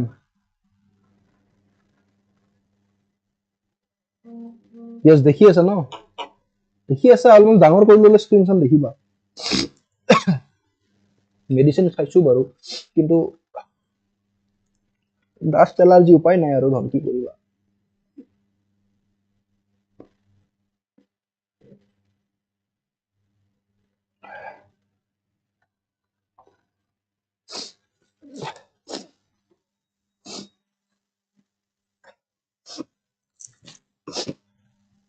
সৰি হ্যাঁ উপায় নাই বেয়া নাপাবা একদম ফিচাৰ অফ ৰিভল্ট ৰিভল্টৰ ফিচাৰ্স ঠিক আছে মানে এই ৰিভল্টত কি চলিছিল ফাইন প্লিজ যদি আমি আৱাদৰ কথা চাও আৱাদ বা ওদৰ কথা যদি আমি চাও তেতিয়া তোমালোকে সোৱা ভেৰি ইম্পৰ্টেন্ট তোমালোকৰ কাৰণে revolt which was led by যদি আৱাদত চাও আমি যেনেকুৱাকে বাৰাকপুৰত মংগল পাণ্ডে লিড কৰিছিল বা মংগল পাণ্ডে আৰম্ভ কৰিছিল 1857 চনৰ বিদ্ৰোহ তেনেকুৱাকে আৱাদৰ কথা যদি চাও আৱাদত কোনে লিড কৰিছিল বা কোন আছিল লিডাৰ 1857 চনৰ বিদ্ৰোহৰ তাৰ লিডাৰ আছিল বেগম হযৰত महल কোন আছিল বেগম হযৰত महल the begum of Awadh occurred in Lucknow আৰু এই যুদ্ধ আৰম্ভ হৈছিল লখনৌ জুন 4 তাৰিখ 1857 চন কেতিয়া জুনৰ 4 তাৰিখ 1857 চন জুনৰ 4 তাৰিখ 1857 চনত এই যুদ্ধ আৰম্ভ হৈছিল which was led by Begum হযৰত महल সেই প্ৰক্লেম এতিয়া সোৱা তেখেতে কিয় যুদ্ধ কৰিছিল বা কিয় লিড কৰিছিল কাৰণ বেগম হযৰত महल বিচাৰিছিল যে তেখেতৰ পুত্ৰ বিৰজিস কাদিৰ কোন বিৰজিস কাদিৰ সোৱা তেখেতৰ পুত্ৰ বিৰজিস কাদিৰ কি হোক অবধৰ নবাব হোক সোৱা বিৰজিস কাদিৰ যাতে অবধৰ নবাব হোক নেক্সট যদি সোৱা with the aid of the Gorkha ৰেজিমেন্টৰ সহায়ত স্যাৰ কলিন কেম্বেল কোন স্যাৰ কলিন কেম্বেলে কি কৰিছিল গোৰ্খা ৰেজিমেন্টৰ কাৰণ অলৰেডি গোৰ্খা ৰেজিমেন্ট বনি গৈছে under lord Dalhousie so Gorkha ৰেজিমেন্টৰ সহায়ত স্যাৰ কলিন কেম্বেলে কি কৰিছিল হি এন্টাৰ্ড দা সিটি in November 1857 and ইভাকুৱেটেড da Europeans প্ৰথমতে তো কি কৰিলে কলিন কেম্বেলে যিবোৰ ইউৰোপিয়ানছ আছিল আৱাদত তেওঁলোকক ইভাকুৱেট কৰিলে বা তেওঁলোকক বেলেগ জায়গালৈ লৈ গল দা আপৰাইজিং ওয়াজ পুট ডাউন আৰু তাৰ পিছত যে বিদ্ৰোহ আছিল অবধৰ 1857 ৰিভল্টৰ যে বিদ্ৰোহ বা 1857 ৰ যে বিদ্ৰোহ আছিল অবধত সেই বিদ্ৰোহক দমন কৰিলে ব্ৰিটিছাৰ সকলে এণ্ড দা সিটি ওয়াজ ৰিকেপচাৰ্ড আৰু ব্ৰিটিছাৰ সকলে কেপচাৰ কৰি ললে কেতিয়া মাৰ্চ 21 1858 কেতিয়া 21 তাৰিখ মাৰ্চৰ 1858 চন আৰু তাৰ পিছত বেগম হযৰত महल she went to নেপাললৈ বেগম হযৰত महल পলাই গুচি গল ঝান্সীত যদি আমি চাও ৰাণী Lakshmibai had joined the revolt Rani Lakshmibai had joined the revolt because Britishers Rani Lakshmibai 1857 চনৰ বিদ্ৰোহত জয়েন এই কাৰণেই কৰিছিল কাৰণ ব্ৰিটিছাৰ সকলে ৰাণী লক্ষ্মীবাইৰ যি ঝান্সী টেৰিটৰি বা কিংডম সেই কিংডমক ডক্ট্ৰাইন অফ লেপছৰ আণ্ডাৰত ব্ৰিটিছৰ লগত শামিল কৰিব খুজিছিল বা অন্তৰ্ভুক্ত কৰিব খুজিছিল কাৰণ কিয় ডক্ট্ৰাইন অফ লেপছৰ আণ্ডাৰত অন্তৰ্ভুক্ত কৰিব খুজিছিল ঝান্সীক ব্ৰিটিছৰ লগত কাৰণ ঝান্সী কি ৰাণী লক্ষ্মীবাইৰ নিজৰ হেয়াৰ নাছিল তেখেতৰ এটা এডপ্টেড সন আছিল আৰু ডক্ট্ৰাইন অফ লেপছৰ মতে এডপ্টেড সন নেক্সট ruler বা ৰাজ সিংহাসনত বহিব নোৱাৰে আৰু সেই কাৰণে ৰাণী লক্ষ্মীবাই বিচাৰিছিল নিজৰ এডপ্টেড যিজন সন আছিল নিজৰ এডপ্টেড লৰাজন ৰাজ সিংহাসনত বহক ঠিক আছে ৰাজ সিংহাসনত বহক যাৰ কাৰণে লক্ষ্মীবাই এই যুদ্ধত বা এই বিদ্ৰোহত আগভাগ লৈছিল বা তেওঁ নিজে তাত অন্তৰ্ভুক্ত হৈছিল তাকে কৈছে doctrine of refuse to accept the adopted son to ascend the throne with the aid of এটা চোৱা তান্তিয়া টোপ এই নামটো মনত ৰাখিবা ভেৰি ইম্পৰ্টেন্ট যদি 1857 ৰিভল্টৰ ওপৰত ভিত্তি কৰি আমি কও তান্তিয়া টোপৰ কথা যদি আমি কও তান্তিয়া টোপে প্ৰথমতে নানা সাহেবৰ লগত যুদ্ধ কৰিছিল 1857 ৰ ৰিভল্ট তান্তিয়া টোপে কি কৰিছিল প্ৰথমতে কানপুৰত নানা সাহেবৰ লগত লগ লাগি 1858 চনৰ বিদ্ৰোহ যুঁজিছিল ব্ৰিটিছৰ বিৰুদ্ধে কিন্তু যেতিয়া নানা সাহেব পলাই গুচি গল হাৰাৰ পিছত ঠিক আছে ব্ৰিটিছাৰছে যেতিয়া হৰুৱালে আৰু নানা সাহেব পলাই গুচি গল তান্তিয়া টোপে এবাৰ নপলালে তেওঁ কি কৰিলে ঝান্সীত আহিল ৰাণী লক্ষ্মীবাইৰ লগত এইবাৰ বিদ্ৰোহ আৰম্ভ কৰিলে মানে মই পলাই নাযাও মই এটা ইফালে যুদ্ধ কৰিম নহলে সেইফালে গৈ হলো যুদ্ধ কৰিম সো তান্তিয়া টোপে সহায় কৰিছিল ৰাণী Lakshmibai she took control of the Gwalior fort Gwalior fort or control প্ৰথমতে Gwalior fort নিজৰ আন্ডাৰত Gwalior গড় নিজৰ আন্ডাৰত আনিলে ৰাণী লক্ষ্মীবাই তান্তিয়া টোপৰ লগত লগ লাগি ৰাণী কিন্তু পিছৰ ফালে যেতিয়া জুনৰ 17 তাৰিখ 1858 ত যুদ্ধ হৈছিল তাত ৰাণী লক্ষ্মীবাই হাৰি থাকিল আৰু ৰাণী লক্ষ্মীবাই মৃত্যু হল আৰু সেই সময়ত ব্ৰিটিছৰ বিৰুদ্ধে যে ৰাণী লক্ষ্মীবাই যুদ্ধ কৰিছিল ব্ৰিটিছৰ যিজন কমান্ডাৰ ইন চিফ আছিল বা জেনাৰেল আছিল তেওঁৰ নাম আছিল হিউজ ৰোজ কোন আছিল হিউজ ৰোজ ঠিক আছে বৃহৎ গোলাপ হিউজ ৰোজ হল তেখেতৰ নাম আৰু এটা ডাঙৰ ইম্পৰ্টেন্ট কথা তোমালোকে মেইনছত এই বস্তুটো পুট কৰিব পাৰিবা কাৰণ মোৰ মনত পৰিল যেটো কৈ দিলো হিউজ ৰোজে যেতিয়া কি কৰিছে ৰাণী লক্ষ্মীবাইৰ কাৰণে এখাৰি কথা কৈছিল আৰু তেখেতে কি কৈছিল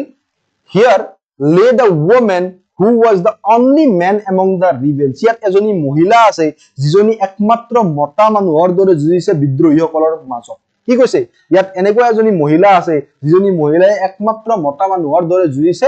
বিদ্ৰোহ rebellion এই বস্তুটো কোনে কৈছিল হিউজ ৰজে কৈছিল a tribute to Rani of Jhansi from the man who defeated her এইজন মানুহৰ পৰা জনে ৰাণী লক্ষ্মীবাইক হৰুৱাইছিল নেক্সট যদি কানপুৰত আমি চাও on June 5th 1857 1857 চনৰ জুনত নানা সাহেব led the revolt কোনে লিড কৰিছিল ৰিভল্টক নানা সাহেবে which started in Kanpur প্ৰথমতে কানপুৰত আৰম্ভ হ'ল sir Hughes Wheeler defend the Nana Sahib force but he surrendered on 27 June 1857 প্ৰথমতে কি কৰিলে হিউজ হুইলাৰে যুদ্ধ কৰিব গল নানা সাহেবৰ সৈন্যৰ লগত কিন্তু তেখেত হাৰি থাকিল মানে ব্ৰিটিছ হাৰি থাকিল কেতিয়া 27 জুন 1857 চনত কিন্তু on December 6th 1857 1857 চনৰ ডিসেম্বৰৰ 6 তাৰিখে Colin Campbell defeated the rebel army and took control of Nagpur বিদ্ৰোহীসকলক দমন কৰিলে Colin Campbell 6 ডিসেম্বৰ 1857 চনত আৰু কানপুৰক নিজৰ আন্ডাৰত আনিলে ঠিক আছে আৰু এই সময়ত নানা সাহেব পলাই যোৱাৰ পিছত তান্তিয়া টোপে কাৰ লগত গুচি গল ৰাণী লক্ষ্মীবাইৰ লগত গুচি গল অলৰেডি মই কলো while Nana Sahib went to Nepal and disappeared without a trace বেনাৰসত যদি আমি চাও the revolt was mercilessly suppressed by Colonel Neil কোনে কৰিছিল সাপ্ৰেছ বা ব্ৰিটিছৰ কোনজন অফিচাৰে সাপ্ৰেছ কৰিছিল বেনাৰসত কৰ্নেল নেইল কোনে কৰিছিল ডন কৰ্নেল নেইলে সাপ্ৰেছ কৰিছিল বেনাৰসত ঠিক আছে যদি আমি বেনাৰসৰ কথা চাও তেতিয়া কৰ্নেল নেইলে কি কৰিছিল সাপ্ৰেছ কৰিছিল নেক্সট যদি আমি আদাৰ প্লেसेस ইন উত্তৰ প্ৰদেশত চাও বেৰেলিত যদি চাও আমি the revolt was led by Khan Bahadur Khan কোনে লিড কৰিছিল খান বাহাদুৰ খানে লিড কৰিছিল বেৰেলিত কোনে কৰিছিল খান বাহাদুৰ খানে আৰু মনত ৰাখিবা এক খান বাহাদুৰ খানক কোনে হৰুৱাইছিল স্যাৰ কলিন কেম্বেলে হৰুৱাইছিল ইয়াত নামটো আছে নেকি বাৰু ইয়েস স্যাৰ কলিন কেম্বেল তোমালোকে অৱগত পাইছা এই কলিন কেম্বেলে কি কৰিছিল খান বাহাদুৰ খানৰ বিদ্ৰোহী সৈন্য হৰুৱাইছিল বেৰেলিত নেক্সট যদি আমি ফৈজাবাদত চাও ফৈজাবাদত মৌলভী আহমেদুল্লাহ লিড কৰিছিল বিদ্ৰোহীসকলক কোনে মৌলভী আহমেদুল্লাহ লিড কৰিছিল বিহাৰত এটা ইম্পৰ্টেন্ট এজন আছিল নাম আছিল কুঁৱৰ সিং কোন আছিল কুঁৱৰ সিং আৰু কুঁৱৰ সিংয়ে বিহাৰত কুঁৱৰ সিং বিহাৰত যদি আমি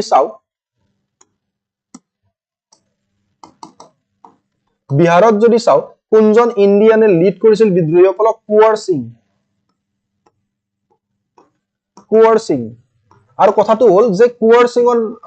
লগত থকা বিদ্ৰোহীসকলক বিহাৰত very important বিহাৰত কুঁৱৰ সিঙে লিড কৰিছিল বিদ্ৰোহীসকলক আৰু বিহাৰৰ এই কুঁৱৰ সিঙে যে লিড কৰিছিল বিদ্ৰোহীসকলক সেই বিদ্ৰোহীসকলক দমন কোনজন ইংলিছ অফিচাৰে কৰিছিল মনত ৰাখিবা উইলিয়াম টেইলাৰ কোন আছিল উইলিয়াম টেইলাৰ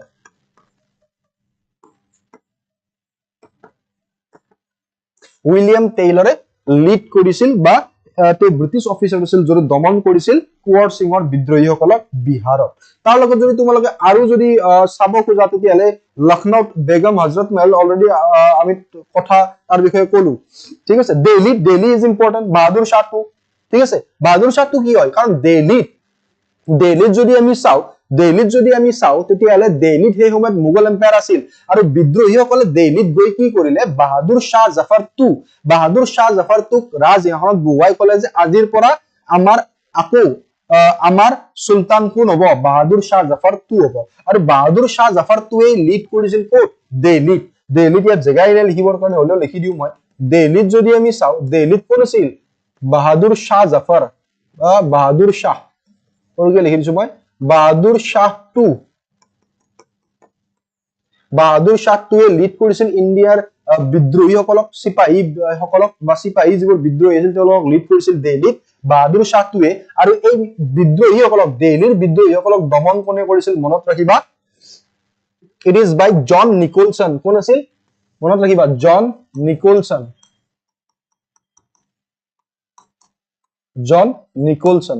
নিকলসনে দমন কৰিছিল এই বস্তুখিনি মনত ৰাখি থলে তোমালোকৰ লাভ হ'ব আই হোপ তোমালোকে এই বস্তুখিনি ভালদৰে চাই থৈ দিবা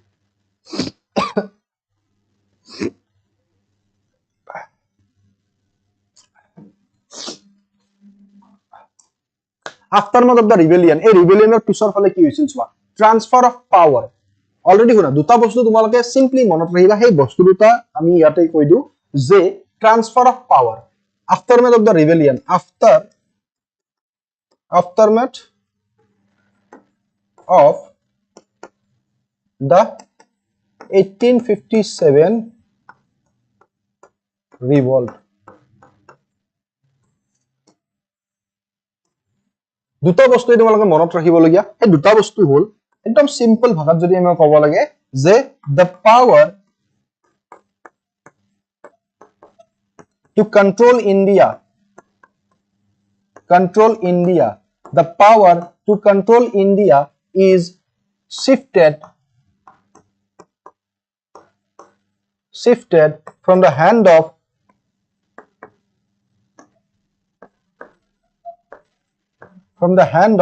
East India Company to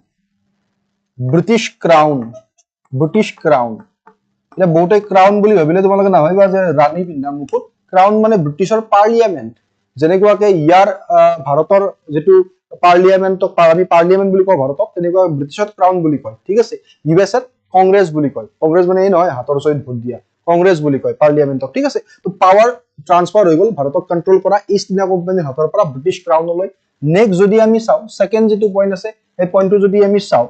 তেতিয়ালে কি লিখি দেখিবলৈ পাম আমি দেখিবলৈ পাম যে the post of Governor General of India Gautam Gambhir নহয় এডন Governor General of India the post of Governor General of India is changed to Viceroy of India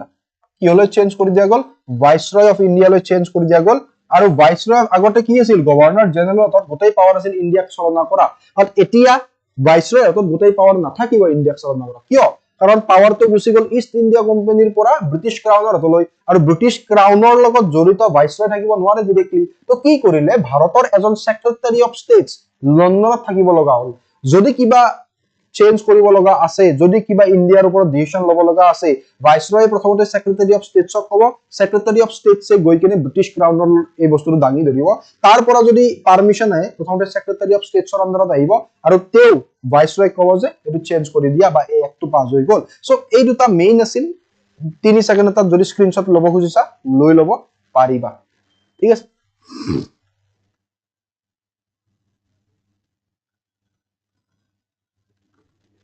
তাৰ লগতে দুটামান বস্তু মনত ৰাখা এইটোতো তোমাৰ government of India act after মাজৰ ৰিবেলিয়ন 1857 ৰিভলৰ পিছত যেটো গভৰ্ণমেন্ট অফ ইণ্ডিয়া এক্ট আহিছিল গভৰ্ণমেন্ট অফ ইণ্ডিয়া এক্ট 1858 আহিছিল তাৰ আন্ডাৰত এই বস্তুখিনি বা এই পইণ্ট দুটা আহিছিল তাত বাহিৰেও কিছুমান আহিছিল যেনেকুৱাকে ইণ্ডিয়ান কাউন্সিল এক্ট যদি আমি চাও 1861 কি 1861 ৰ যে ইণ্ডিয়ান কাউন্সিল এক্ট আছিল তাত কি ইন্ট্ৰোডিউস কৰা হৈছিল পোৰ্টফোলিও সিস্টেম ইন্ট্ৰোডিউস কৰা হৈছিল কি ইন্ট্ৰোডিউস কৰা হৈছিল পোৰ্টফোলিও সিস্টেম যদি আমি 1861 ৰ ইণ্ডিয়ান কাউন্সিল এক্ট চাও ইণ্ডিয়ান কাউন্সিল এক্ট মই আফটাৰ মথৰ কথা কৈ আছো ঠিক আছে ইণ্ডিয়ান কাউন্সিল এক্ট যদি চাও তাত কি ইন্ট্ৰোডিউস কৰা গৈছিল তাত ইন্ট্ৰোডিউস কৰা গৈছিল পোৰ্টফোলিও সিস্টেম তাত ইন্ট্ৰোডিউস কৰা গৈছিল পোৰ্টফোলিও সিস্টেম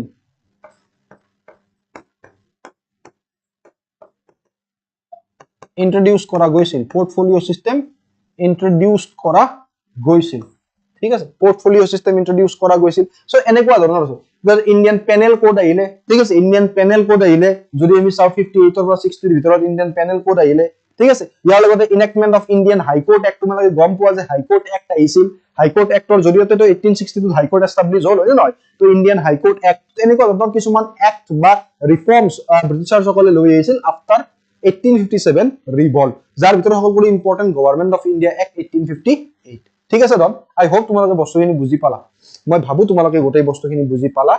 এতিয়াৰ যিখিনি বস্তু এই বস্তুখিনি বুজি পালা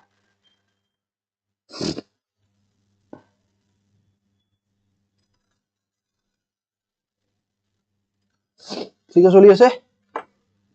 সরি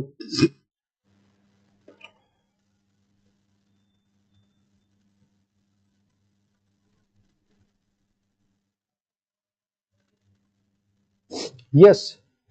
yes দে শুনা মই কৈ আছো যে ব্ৰিটিছৰ সকলে যেতিয়া 1857 ৰিভল্ট হল তেওঁলোকে ভাবিলে যে ভাৰতীয় সকলৰ হাতত ইমান পাৱাৰ আছে নে যে এনেকুৱা ধৰণৰ ৰিভল্ট মাস মুভমেন্ট তেওঁলোকে কৰিব পাৰে আৰু সকলোতকৈ ডাঙৰ কথাটো হল এতিয়া চোৱা মই তোমালোকক কৈ আছো যে এই যে মুভমেন্ট আছে আফটাৰ মথৰ আহাৰ আগতে আমি চাব লাগিছিল তাৰ ৰিজনবোৰ এতিয়া চোৱা ইয়াত মই এটা বস্তু তোমালোকক কোৱা নাই এটা বস্তু মই তোমালোকক কোৱা নাই এই বস্তুটো তোমালোকক একেলগে কৈ দিও মই কাৰণ ইমিডিয়েট কষ্টটো মই তোমালোকক কোৱা নাই মই তোমালোকক কি কোৱা নাই ইমিডিয়েট কষ্টৰ বিষয়ে মই তোমালোকক কোৱা নাই এটা ইমিডিয়েট কষ্টটো জানাটো আমাৰ কাৰণে বহুত বেছি দৰকাৰ ইমিডিয়েট কষ্ট জানাটো আমাৰ কাৰণে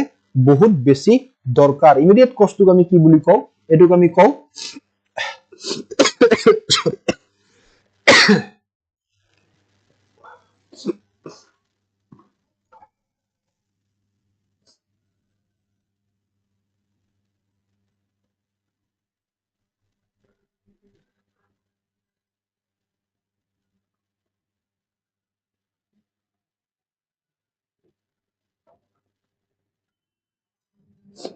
ইমিডিয়েট কজ যেটো আছে তাক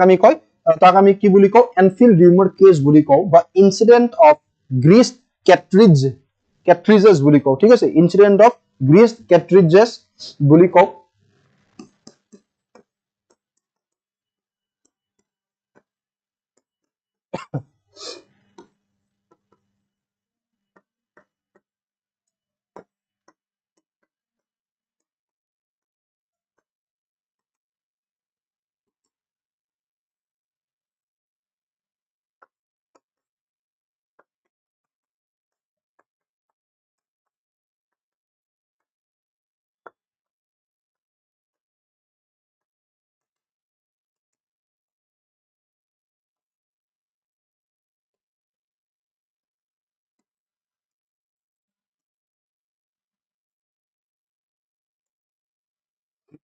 the incident of Greece Catrices বা Enfield rumor case না এতিয়া সোয়া মই তোমালোকক কৈছো যে ইয়াত কি আছিল সোয়া very important ভালদৰে বুজি পালে বস্তুখিনি তোমালোকে এই বস্তুখিনি বুজি পাবলৈ সক্ষম হবা এটা কথাটো হল যে মই সাবসিডিয়াৰী এলায়েন্সৰ কথা কৈ আছিলো যে ইন্ডিয়ান যিবোৰ কিংডম আছিল সেই কিংডমবোৰক নিজৰ সৈন্য ৰাখিব দিয়া হোৱা নাছিল ব্ৰিটিছাৰ সকলে নিজৰ মিলিটাৰীক ষ্ট্ৰং কৰিবৰ কাৰণে তেওঁলোকে কি ভাবিছিল যে এটা কাম কৰা যাওক আমাৰ মিলিটাৰীৰ এক্সটেনশন কৰা যাওক বা ইন্ডিয়ান কিংডমবোৰক দমন কৰাৰ সকলোতকৈ ডাঙৰ উপায়টো হল যে আমি আমাৰ মিলিটাৰী ষ্ট্ৰং কৰিব লাগিব আৰু এই মিলিটাৰী ষ্ট্ৰঙৰ জৰিয়তে একেলগে আমি ইন্ডিয়ান মিলিটাৰীক উইক কৰিব লাগিব সো এক গুলিত আমি দুই শিকাৰ কৰিব লাগিব তাৰ কাৰণে তেওঁলোকে কি উলিয়ালে লৰ্ড ওয়েসলিৰ সময়ত সাবসিডিয়াৰী এলায়েন্স যাৰ কথা আমি ডিসকাস কৰিছিলো so according to subsidiary alliance কি আছিল আমি তো অলৰেডি ডিসকাস কৰিলো যে ইন্ডিয়ান কিংডমৰে নিজৰ সৈন্য ৰাখিব নোৱাৰে তেওঁলোকে সৈন্য হোৱাৰ বয়সৰ লৰা আৰু মতা মানুহবোৰ ব্ৰিটিছক দি দিব লাগিব ব্ৰিটিছে সেই সৈন্যবোৰক ট্ৰেনিং দি কিনে নিজৰ ট্ৰুপছত শামিল বা অন্তৰ্ভুক্ত কৰাব ঠিক আছে তো ব্ৰিটিছৰ মিলিটাৰী ডাঙৰ হ'ল এটা তুমি মোক এটা কথা কোৱা ভাৰতত তো ডিফাৰেন্ট ৰিলিজিয়ন বা বহুত বেলেগ বেলেগ ধৰ্মৰ কি আছিল কিংডম আছিল ফৰ এক্সাম্পল যদিও হিন্দুৰ জনসংখ্যা বেছি আছিল বা তথাপিও মুসলিম ধৰ্মাৱলম্বী লোকসকলো আছিল বা মুসলিম তোমাৰ কিংডমো আছিল বহুত সো বেলেগ বেলেগ কিংডম যেতিয়া সাবসিডিয়াৰী এলায়েন্সৰ জৰিয়তে ব্ৰিটিছৰ মিলিটাৰীৰ আন্ডাৰত সোমাল বা বেলেগ বেলেগ কিংডমৰ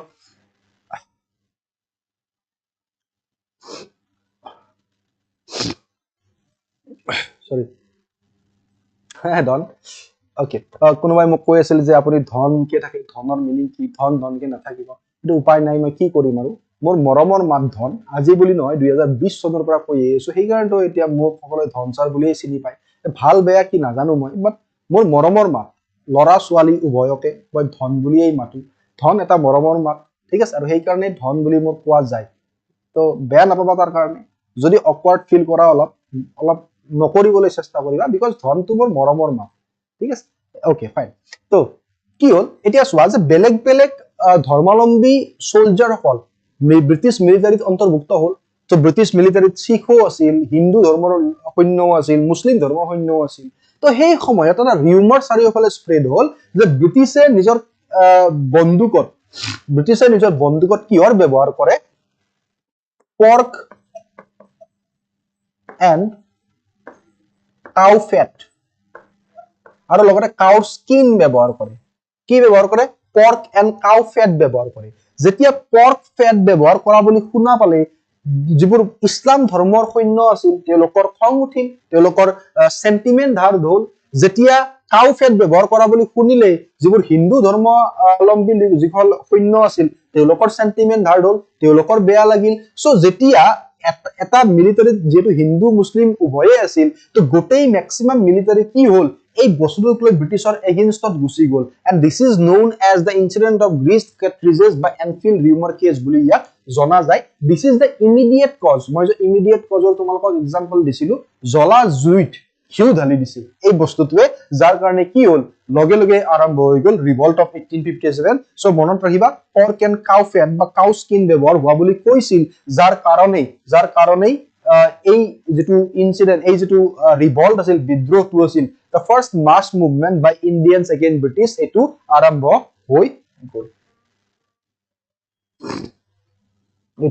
হৈ গল ঠিক আছে বুজি পালা আই হোপ তোমালোকে এই বস্তুখিনি বুজি পাই আছা মই ভাবো তোমালোকে এই বস্তুখিনি বুজি পাই আছা ফাইন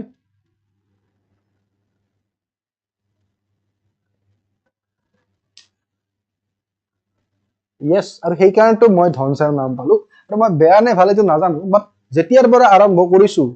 সিভিল সাৰ্ভিস হৈ যাওক গ্ৰেড 3 আনকি মই গ্ৰেড 4 পঢ়াও মোৰ লগত এইবিলাক নাই মই যিখিনি জানো পঢ়াই ভাল পাও ন তো মোৰ লগত এই নাই এতিয়া যদি মোৰ ৰুমতো এই কোনোবা দুজন সৰু বাচ্চা হয় ন ক্লাস 3 ক্লাস 4 মই তেতিয়াও পঢ়াই দিম মোৰ লগত প্ৰবলেমে নাই পঢ়াব পালেই হ'ল তো যেতিয়াৰ পৰা পঢ়াব আৰু মোৰ 2019-20 পৰা তেতিয়াৰ পৰাই মই এই শব্দটো ব্যৱহাৰ কৰো মোৰ এটা ইন্টাৰভিউ আহিছিল যে ধন বুলি কিয় কোৱা যায় ধন নামটো আহিল ক'ৰ পৰা সো এটো লং 2021 তোমালোকে গম পোৱা এজন টিচাৰ আছিল মজুমদাৰ স্যাৰ মানে বহুতে চিনি পোৱা নাই আছে মানে তো তেখেতৰ লগত এটা ইন্টাৰভিউ আছিল তো সেই বস্তুখিনি আৰু তো এইখিনি আৰু so pork and cow fat then okay aftermath of the rebellion so the transfer of political and administrative power from East India Company to the British Crown was achieved through the Government of India Act 1858 যেটো আমি already discuss কৰিলো under this act governance was under the crown through a secretary of state যেটো কলো মই যেটো কথা কলো যে পাৱাৰ কাৰ হাতত আছিল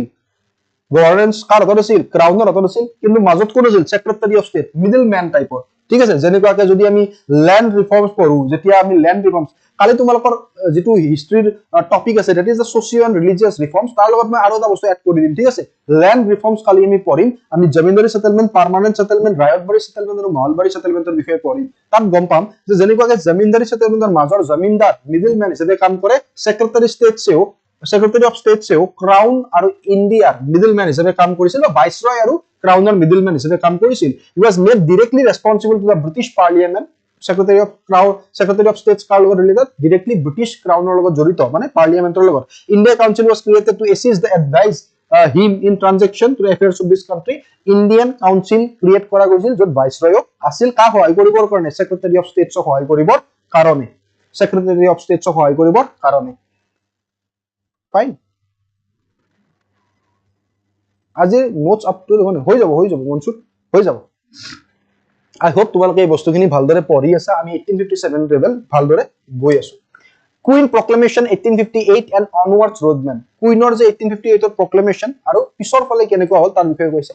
She announced the acquisition of the Indian administration and assured the people so কৈছিল কুইনে কি যে they would be treated as part with the subject of British crown the governor general became the viceroy governor জনক ভাইসৰয় কৰি দিয়া গল আৰু কুইনে কৈছিল যে যেনেকুৱাকে আমি ব্ৰিটিছৰ সকলক ট্ৰিট কৰো সেই তেনেকুৱাকৈ আমি ইণ্ডিয়ান সকলক ট্ৰিট কৰিম ইয়াৰ পিছৰ পৰা বুলি কৈছিল কুইনে কোৱা কথা জানাই নহয় কোৱা কথা ওকে বাকি নকব বাট কোৱা কথা হা তো ব্ৰিটিছৰ কথা আৰু সেম বুজি পালা তো ব্ৰিটিছে যিখিনি কথা কয় সেইখিনি একদম লাভেই নাই শুনি লাভেই নাই বুজি পালা তো কৈছিল যে ভালদৰে আমি ট্ৰিট কৰিম যেনেকুৱাকে ব্ৰিটিছ সিটিজেনক ট্ৰিট কৰি তেনেকুৱা ইণ্ডিয়ান সকলক ট্ৰিট কৰিম না হবই নোৱাৰে কিতে তেলক কৰিব জানো ৰিঅৰ্গানাইজেশ্যন অফ দ্য ইণ্ডিয়ান আৰ্মি আৰু ইণ্ডিয়ান আৰ্মিত কিছুমান চেঞ্জ লৈ আহিছিল যাতে পিছলৈ সিপাহী সকলে এনেকুৱা বিদ্ৰোহ কৰিব নোৱাৰে so major changes such as realigning proportion between English and Indian army English army আৰু ইণ্ডিয়ান আৰ্মি প্ৰপৰচন এটা ফিক্স কৰি ৰাখিলে যে ইমান প্ৰপৰচনৰে এটা সৈন্যৰ দলত ইমানখিনি ইংলিছ আৰ্মি থাকিব পাৰিব ইমানখিনি ইণ্ডিয়ান আৰ্মি থাকিব পাৰিব অৰ্গানাইজেশ্যন অফ দ্য ফৰ্চেছ বেলেগ বেলেগ ফৰ্চেছৰ অৰ্গানাইজ কৰিলে etc were brought এনেকুৱা ধৰণৰ ইণ্ডিয়ান আৰ্মিত ৰিঅৰ্গানাইজেশ্যন আনিছিল এনেকুৱা ধৰণৰ ইণ্ডিয়ান আৰ্মিত কি আনিছিল দন ৰিঅৰ্গানাইজেশ্যন আনিছিল increase in participation in governance of Indian সকলৰ participation বঢ়াই দিলে so under the government of India Act 1858 the power of the crown was to be exercised by the home government in England consisting of the Secretary of State for India crown a crowner যিটো power India চলোৱা এই power ultimately কাৰ হাতত লৈ গল home গভৰ্ণমেন্টৰ হাতত লৈ গল ইংলেণ্ডৰ আৰু এই হোম গভৰ্ণমেন্টৰ কোন আছিল Secretary of State আছিল ইণ্ডিয়াৰ কাৰণে legislation served as the cornerstone for the new British strategy in India for almost 60 years আৰু legislation mainly India খনক চলাব obviously legislation চলাব কিবা এক্ট থাকিলে তেওঁলোকে পাস কৰিব মানে বিল থাকিলে তেওঁলোকে এক্ট লৈ তাক এক হিচাপে তাক পাস কৰিব সো এনেকুৱাকে নেক্সট 60 ইয়াৰ্স লৈ legislation কি কৰিলে ব্ৰিটিছ স্ট্ৰেটেজি ইবোৰ আনি কিনে ভাৰতক চলালে অলমোস্ট 60 ইয়াৰ্স লৈ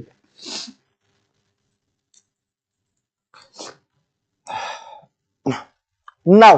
the next topic is birth of Indian National Congress INC 1885. Now, so ইয়াত তোমালোকক মই দুটামান কথা কম যে যদি আমি লেফট উইংছৰ বুকবোৰ পঢ়ো হিষ্ট্ৰী তেল তোমালোকে ইয়াত কিছুমান বস্তু শুনিবলৈ পাবা কেনেকুৱা আছিল এটা ষ্টৰী কও হা তোমালোকে আকৌ মোক বেয়া নাপাবা বাট মই ক'ব লগাখিনি কও আৰু যে কেনেকুৱা আছিল কি হল জানানে নাই আগৰ দিনত তুমি অসমীয়া বুকত বহুত পঢ়িছিলা যে অসমীয়া বুকত বহুত পঢ়িছিলা যেতিয়া তুমি অসমীয়া মিডিয়ামত সৰুতে পঢ়ি আছিলা 5 6 7 8 ত তোমালোকে বেছিভাগ পাইছিলা যে কি হয় ভাৰতীয় সকল সেই সময়ৰ যিবোৰ ধনী ভাৰতীয় মানুহ আছিল তেওঁলোকে নিজৰ সন্তানক লণ্ডনত পঢ়াব পঠায় আমি যে পঢ়িছিলো বিলাতত পঢ়িব গৈছে বেৰিষ্টাৰ আমি পঢ়িছিলো নে নাই যে বিলাতত কি পঢ়িব গৈছে বেৰিষ্টাৰ পঢ়িব গৈছে মানে উকিল হ'ব তেওঁলোকে উকালতি কৰিব গৈছে বা উকালতি পঢ়িব গৈছে উকিল পঢ়িব ল পঢ়িব গৈছে যাক বেৰিষ্টাৰ পঢ়িব গৈছে বুলি কও বিলাতত বা লণ্ডন বিলাত মানে লণ্ডন তো ধনী ঘৰৰ লৰা ছোৱালী বিলাকে ম্যাক্সিমাম লৰাবোৰে যেতিয়া বিলাতত পঢ়িব গৈ যেতিয়া যায় বেৰিষ্টাৰ পঢ়িব যায় তাৰ পিছত যেতিয়া উকিল হৈ তেওঁলোকে ওলাই আহে বা ভাৰতত আহে তেওঁলোকে ব্ৰিটিছৰ যেটো কালচাৰ তাৰ লগত তেওঁলোকে কি হৈ যায় মিলি যায় বা মিক্স হৈ যায় ব্ৰিটিছৰ কালচাৰটো তেওঁলোকে এডপ্ট কৰে তেতিয়া তেওঁলোকৰ চিন্তাধাৰা ম্যাক্সিমাম তেনেকুৱা মানুহৰ অলমোস্ট 99% কেনেকুৱা চিন্তাধাৰা হয় যে যেতিয়া তুমি টাই শুট পিন্ধি থাকিবা যেতিয়া তুমি পাৰ্টিৰ সময়ত এনেকুৱাকৈ ওয়াইনৰ গ্লাছ হাতত লৈ লাহে লাহে ওয়াইন খাই কিনে কথা কবা ইংলিছত দুই এটা কথা কবা তেতিয়াই তোমাৰ ষ্টেণ্ডাৰ্ডটো মানে হাই দেখায় আৰু বুজি পালা তো তেনেকুৱা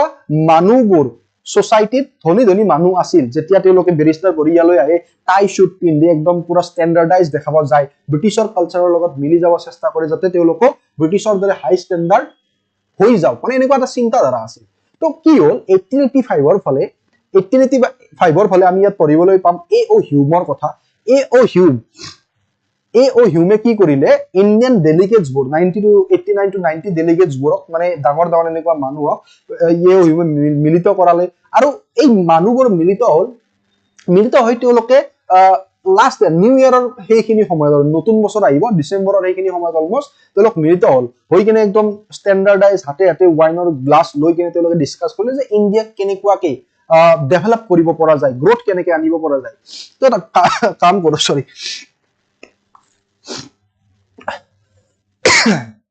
বাদন বহুত কষ্ট কৰি আছো দা মই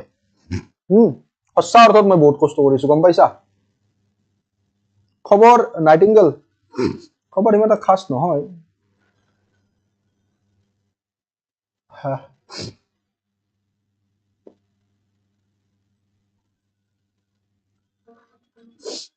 ঠাণ্ডা হৈ আছে মানে আজি মই কেনেকে মই আহিছো যে ক্লাছটো যে কৰি আছো এই কাৰণে মোৰ এনাৰ্জিটো আছে যদিও ভিতৰৰ পৰা ওলোৱা নাই ঠিক আছে এনাৰ্জিটো আগৰ দৰেই আছে বাট ওলোৱা নাই এই কাৰণে মোৰ অৱস্থাই নাই মই আহি আজি থিয় হৈ আছো যে এটা ক্লাছ কৰি বুজি পালা এইখিনি বহুত ডাঙৰ কথা মোৰ কাৰণেও আৰু তোমালোকৰ কাৰণেও কাৰণ ক্লাছটো যদি মিছ হৈ যায় যদি গ্যাপছ পৰে ন সেইকাৰণে পাৰ্সিভাৰেন্সৰ কথা কয় ন কন্টিনিউটি যদি গ্যাপছ পৰি যায় ন আমি আগৰখিনি পাহৰি যাম তেতিয়া আমি ডিমোটিভেট হৈ যাওঁ আৰু মেইন এটা এক্সামত সাকসেসফুল হোৱা মেইন যেটো পইণ্ট আছে এটো কি জানা এটো হ'ল যে কনফিডেন্সটো বুষ্ট হয় যেতিয়া মই তোমালোকক ক্লাছ কৰাই থাকিম কন্টিনিউয়াছলি কোৱা মতে প্ৰতিশ্ৰুতি দিয়া মতে ফাইন তো চোৱা মই কি কৈ আছিলো যে তেওঁলোক মিলিত হ'ল মাহৰ শেষৰ মানে বছৰৰ শেষৰ ফালে হয় তেওঁলোক ডিসকাস হ'লে কেনেকুৱাকৈ গ্ৰোথ কৰা যায় তেওঁলোকে ভাবিলে যে এটা কাম কৰো আমি এটা পাৰ্টি বনাও আৰু সেই পাৰ্টিটোৰ জৰিয়তে আমি মানে ব্ৰিটিছাৰ সকলক কি কৰো আমি ব্ৰিটিছাৰ সকলক কওঁ যে এইকেইটা পইণ্ট বা এনেকুৱা ধৰণৰ বস্তুখিনি কৰিলে ইণ্ডিয়াৰ ডেভেলপমেন্ট হ'ব সেইমতে এই কাম হ'ল এটা পাৰ্টি বনিল আৰু তেওঁলোক ডিসাইড কৰিলে যে বছৰৰ শেষৰ ফালে প্ৰতি বছৰে নহয় মই জাস্ট কথাটো কৈ আছো যে আৰম্ভণি কেনেকৈ হ'ল চিন্তাধাৰাটো লেফট উইংছ অফ বুকছৰ মতে যে যেতিয়া তেওঁলোকে ডিসাইড কৰিলে যে এটা কাম কৰো আমি বছৰৰ শেষৰ ফালে অলমোস্ট এইখিনিমান সময়তে আমি কি কৰো আমি এইখিনিমান সময়তে আমি একলগ হওঁ আমি ভাবি চাও যে ইণ্ডিয়াৰ ডেভেলপমেন্টৰ কাৰণে কি কৰিব লাগিব তেনেকুৱাকৈ হ'ল প্ৰতি বছৰে তেওঁলোকে যাক আইএনসি সেশন বুলি কওঁ আমি প্ৰতি বছৰৰ শেষৰ ফালে তেওঁলোকে মিলিত হয় তেওঁলোকে একদম তোমাৰ তেওঁলোকে বছৰৰ শেষৰ ফালে তেওঁলোকে ভাবি কিনে লিখে ধৰিলা 12টা পইণ্ট লিখিল ঠিক আছে 12টা পইণ্ট তেওঁলোকে লিখিলে 12টা পইণ্ট লিখি কিনে তেওঁলোক কাৰ ওচৰত যায় ভাইসৰয়ৰ ওচৰত গৈ কিনে ভাইসৰয়ৰ পিএ থাকে যেতিয়া তেওঁলোকে মিটিং কৰিলে তাৰ পিছত তেওঁলোক পইণ্ট বিলাক লিখি ভাইসৰয়ৰ ওচৰলৈ যায় ভাইসৰয় যোন পিএ থাকে পিএ জনক কয় যে স্যাৰ ভাইসৰয়ক লগ ধৰিব লগা আছিল পাম নেকি তেতিয়া পিএ জনে কয় নাই নাই আজি নাই কালি আহিবি ঠিক আছে স্যাৰ কালি আহিম গুচি গ'ল নেক্সট দিনা আহিলে ৰাতিপুৱা আহি স্যাৰ লগ কৰিব আছিল এতিয়া বসুন 5টা বজাত লগ কৰিব পাৰিব আপোনালোকে 5টা বজাত লগ কৰিব ঠিক আছে ঠিক আছে স্যাৰ হ'ব দিয়ক ভাইসৰয়ৰ ওচৰলৈ গৈ স্যাৰ এইকেইটা ডেভেলপমেন্ট ভাৰতৰ ডেভেলপমেন্টৰ কাৰণে এইকেইটা পইণ্ট আনিছিলো আৰু চাই দিব নেকি চালে প্ৰথম 3টা পইণ্ট ভাইসৰয়ে ঠিক আছে এইকেইটা কৰি দিলে সেই বছৰটো বাকি 10টা পইণ্টৰ 3টা কৰিলে 7টা পইণ্ট ৰৈ গ'ল নেক্সট বছৰ যেতিয়া আকৌ মিলিত হ'ব সেই 7টা পইণ্ট আৰম্ভণিত লিখিব আৰু পিছৰ ফালে 3টা পইণ্ট জয়েন দিব বুজিলা তো তেনেকুৱা ধৰণৰ আছিল এক্সাক্ট যদি আছিল ন তেনেকুৱা ধৰণৰ আছিল আৰু সেই কাৰণে তেওঁলোক কি বুলি কোৱা হয় মডাৰেটছ সেইকাৰণে তেওঁলোক কি বুলি কয় মডাৰেটছ লোকে বিশ্বাস কৰিছিল যে ব্ৰিটিছৰ গভৰ্ণমেন্টৰ ওপৰত তেওঁলোকৰ বিশ্বাস আছিল আৰু যদি আমি নন ভায়োলেন্টলি প্ৰটেষ্টৰ জৰিয়তে ধৰ্ণাৰ জৰিয়তে প্ৰেছাৰাইজ কৰি যদি ব্ৰিটিছ গভৰ্ণমেন্টক কওঁ তেতিয়াহ'লে ব্ৰিটিছে আমাৰ কথা মানি ল'ব বা আমাক ইণ্ডিপেণ্ডেণ্টলৈকে দিব বুলি তেওঁলোকে বিশ্বাস কৰিছিল দিছ ইজ আ চিন্তাধাৰা অফ মডাৰেটছ বাট 1905 ৰ পিছত যেতিয়া বেংগল পাৰ্টিশ্যন হ'ল 1905 ৰ পিছত যেতিয়া বেংগল পাৰ্টিশ্যন হ'ল ঠিক আছে যেতিয়া বেংগল পাৰ্টিশ্যন এনাউন্সমেন্ট হ'ল লৰ্ড কাৰ্জনৰ জৰিয়তে জানুৱাৰী 1904 তাৰ পিছতে কি হ'ল লাহে লাহে আইএনসিত সেইবোৰ মানুহ ইনক্লুড হ'ল যিবোৰে একদম দেশী বুজি পালা লাল লাজপত ৰায় বাল গংগাধৰ তিলক বিপিন চন্দ্ৰ পাল দেশী ধুতি কুৰ্তা পিন্ধে পাই যাবা বুজিলা ধুতি কুৰ্তা তাৰ পিছত এনেকুৱাকে তেওঁলোকে এটা বুজি পালা নাই কি ড্ৰেছ পিন্ধে ইমেজিন কৰিছা তো আহি আৰু তেওঁলোকে যদি কিবা লৈ যায় ন ভাইসৰয়ৰ ঘৰত এনেকুৱাকে নাযায় স্যাৰ এইটো কৰি দিম যায় এইটো কৰি দিছোন তো তেনেকুৱা ধৰণৰ কথা সো যদি আমি এটা থুলমূল আভাস লওঁ যে মডাৰেটছ আৰু এক্সট্ৰিমিষ্টৰ যেটো ডিফাৰেন্স আছিল তো ইণ্ডিয়ান নেশ্যনেল কংগ্ৰেছৰ যদি আমি কথা ক'ব যাওঁ birth of Indian national Congress INC 1885 Congress was the natural and inevitable product of various forces of the 19th century. Credit for the birth of the Congress is often given to Kak. A.O. Hume, who with the blessing of the Viceroy Lord Dufferin successfully organized the prominent political leaders and founded Indian National Congress. Lord Dufferin, Viceroy Lord Dufferin hoyot সেই সময় আছিল December 28 কেতিয়া আছিল December 28 1885 Bombay সংস্কৃত college ঠিক আছে তো এই সময়ত এই হিউমে ইন্ডিয়াৰ ডেলিগেটছ বোৰক মাতিলে তেওঁলোকৰ জৰিয়তে তেওঁলোকৰ লগত ডিসকাস কৰি লৰ্ড ডাফৰিনৰ সহযোগত এটা নতুন পাৰ্টিৰ এস্টাব্লিশমেন্ট কৰিলে যিটোৱে পিছলৈ ইন্ডিয়াক লিড কৰিছিল ইন্ডিয়ান ফ্ৰীডম মুভমেন্টত that is known as Indian National Congress এই পাৰ্টিটোৱে কি আছিল দন এই পাৰ্টিটোকে আমি কি বুলি কওঁ ইন্ডিয়ান নেশনাল কংগ্ৰেছ বুলি কওঁ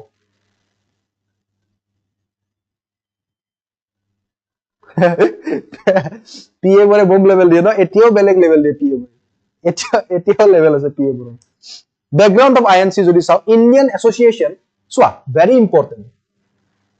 Indian Association decided to hold its first Indian conference in Calcutta at the same time so that it can reach to the masses, but the plan failed. যেটো Indian Association আছিল তেওঁলোকে নিজৰ প্ৰথম conference Indian conference কলকাতাত তেওঁলোকে অৰ্গানাইজ কৰিব খুজিছিল কিন্তু এই বস্তুটো ফেইল হ'ল ইন 1884 অসমতো মই হিদিনা অফলাইন ক্লাছত এই বস্তুটো কৈছিলো 1884 ত অসমতো এখন সভা এস্টাব্লিশ হৈছিল যোৰহাটত কি আছে সভাখনৰ নাম কোনোৱে কমেন্ট কৰিব পাৰিবা নেকি 1884 ত অসমতো হৈছিল at the annual convention 1884 ৰ এই যে বছৰকীয়া কনভেনশন হৈছিল of the Theosophical Society so Theosophical Society ৰ নাম আহিলে কি আহিব সোৱা Theosophical Society ৰ নাম আহিলে আমি গম পাও যে Theosophical Society USA এস্টাব্লিশমেন্ট হৈছিল প্ৰথমতে যদি ওয়াৰ্ল্ডৰ হিচাপত চাব যাও আমি ওয়াৰ্ল্ডৰ হিচাপত যদি আমি চাব যাও Theosophical Society আৰম্ভ হৈছিল 1875 ৰ পৰা 1879 ৰ ভিতৰত আৰু কোনে কৰিছিল madam Blavatsky and colonel Olcott এই দুজনে ইউএসএ থিওসফিক্যাল সোসাইটি স্টার্ট করেছিল আর ইন্ডিয়াত থিওসফিক্যাল সোসাইটি স্টার্ট করেছিল আইরিশ ওমেন আনি বেসান্ট ইন্ডিয়াত কোনে করেছিল আনি বেসান্ট আমি অহাকাইলে পঢ়িবলৈ পাম আনি বেসান্টে থিওসফিক্যাল সোসাইটি ইন্ডিয়াত স্টার্ট করেছিল আর ইউএসএ যদি ওয়ার্ল্ড লেভেলত চাব যাও it is by madam Blavatsky and colonel Olcott So, Theosophical Society at Adyar in Madras, A.O. Hume proposed formation of a committee. A.O. Hume ki propose korle? Ekhon committee formation koriba propose korle so as to make necessary preparation for a session at Pune to be held in 1885. That Pune at a session je hoy tat kisuman important decision lobo pora jai. Members of the committee included are members of kon asil A.O. Hume, S.N. Surendranath Banerjee, Narendranath Sen, Subramaniam Iyer, Venugopal Iyer. Subramaniam Iyer to बोलले बरे तो बहुत पड़ी जाए Subramaniam Iyer T Anand Charlu Sardar Dayal Singh Lala Sriram KT Talang और V.N. Mandalik before the formation this is one of the most important before the formation of the INC two session of the Indian National Conference remember Indian National Congress or আগৰ নাম কি আছিল বুলি যদি বুজি দিয়ে ন Indian National Congress কি আছিল জানা Indian National Conference তো বহুত ম্যাক্সিমাম বুকত মানা যায় যে Indian National Conference ওকে পিছলৈ Indian National Congress নামেৰে নামকৰিত কৰা গল so Indian National Congress established হোৱাৰ আগতে two session of the Indian National Conference had been held কেতিয়া আছিল 1883 আৰু 1885 ত under the guidance of Surendranath Banerjee and Ananda Mohan Bose A.O. Hume was a retired he is retired British member of Indian Civil Service jar karone tumalage preparation kori asa tar retired member asil A.O. Hume he played an important role in the foundation of the Indian National Congress 1885 jitu ami already discuss korisilu jodi ami Indian National Congress or kotha kobo jao ek second dia mo ek second mane sorry 10 second dia তেতিয়া মই আহিছো মানে মই অলপ কাহি লও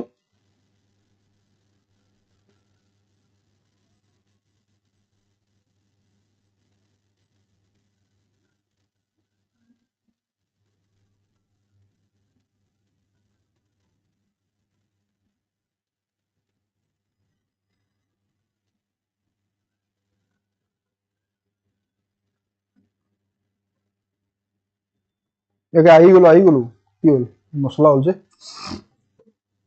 ইয়াতে আছিলো মই মিউট কৰিব চেষ্টা কৰিছিলো যাতে তোমালোকে শুনা নপোৱা okay Shreyas Iyer. Yes. Venkatesh Iyer. Okay. Soa. INC যদি তুমি কথা কব যোৱা ন INC চাৰিটা সেশন তোমালোক একদম মাস্ট আমি কমপ্লিট INC সেশন এতিয়া আমাৰ পঢ়িবৰ সময় নাই বজ্ৰ বেটছত অলৰেডি পঢ়োৱা হৈছে তাৰ লগতে বেলেগ বেলেগ বেটছত পঢ়োৱা হৈছে বাট যদিও আমি চাৰিটাটো মনত ৰখাটো বহুত বেছি দৰকাৰ ফৰ ইম্পৰ্টেন্ট ফাৰ্স্ট ফৰ প্ৰথম চাৰিটা ইম্পৰ্টেন্ট সেশন এইটা বহুত ইম্পৰ্টেন্ট যদি আমি INC ৰ ফালৰ পৰা চাব যাওঁ for important session of INC চাৰিটা ইম্পৰ্টেন্ট সেশন INC ৰ যদি আমি চাওঁ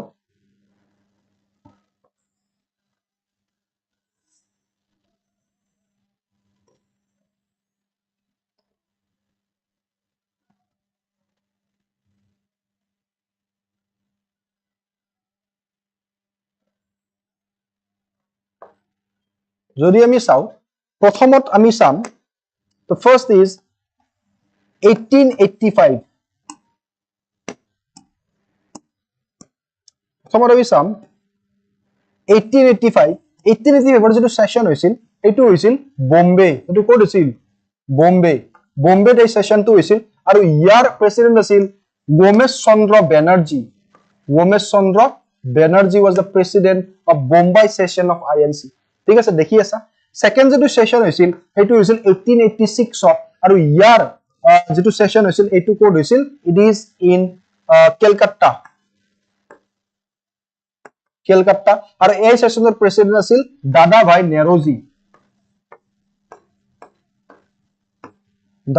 নেৰোজি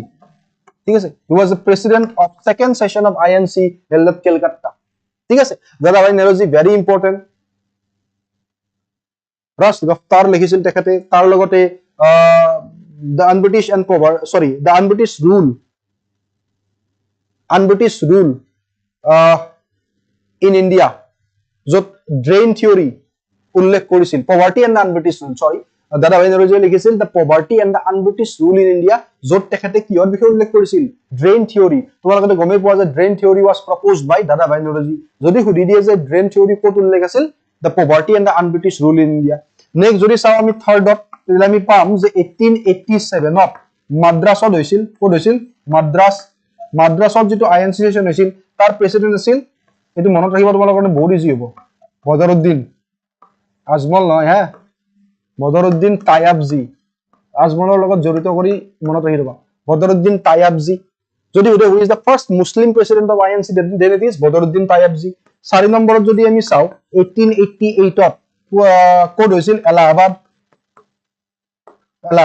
আৰু এলাহাবাদৰ প্ৰেসিডেন্ট কোন আছিল জৰ্জ উইলি বুলি কম আমি জৰ্জ লিখিয়ে দিও দিয়া জৰ্জ উইলি ঠিক আছে যদি who is the first English president of INC then it is George Wiley এলাহাবাদৰ হৈছিল first English president স্ক্ৰিনশ্বট এটা মাৰি ল'ব পৰা কাৰণ এইটো নাথাকিব যেতিয়া মই লিখা টিপিটো দিম এইটো নাথাকিব দন 3 লৈকে গণিছো 1 2 3 done লিখি লবা okay members of the committee আমি already পঢ়িলো earlier he founded the Indian National Union আমাক তাৰ কথা কৈছে ইয়াত কৈছে আমাৰ এই হিউমৰ কথা যে Indian National Union established কৰিছিল 1884 ত which is considered to be the fourth runner of the Indian National Congress ঠিক আছে he served as the general secretary of INC from 1885 to 1906 A. Hume published a pamphlet An Old Man's Hope in the Madras session in 1887 Indian Association decided to hold its first Indian conference in Calcutta at the same time eto to already ami discuss korilu sorry formation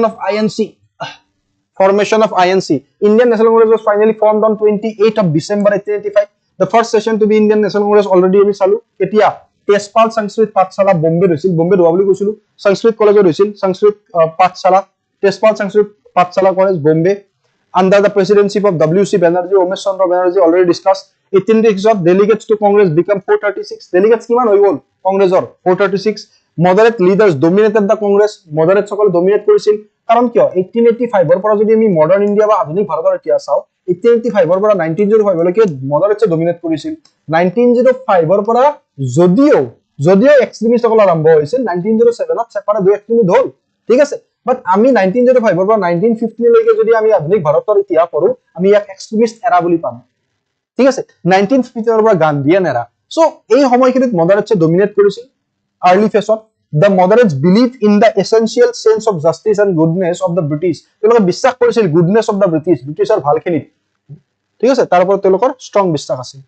In 1889 a British committee of Indian National Congress was founded under the chairmanship of W. Wedderburn, biographer of A.O. Hume in London, and the journal India was also started. The journal এখন journal start হৈছিল লণ্ডনত India বুলি এখন journal start হৈছিল code Don লন্ডনত India বুলি এখন journal start হৈছিল ঠিক আছে হেল্ল কাঞ্চন বেমাৰত ক্লাস কৰি আছো ধন মই বেমাৰত ক্লাস কৰি আছো মই মুখেৰে কথাই হ'ল নাই সব বেমাৰত ক্লাস কৰি আছো মই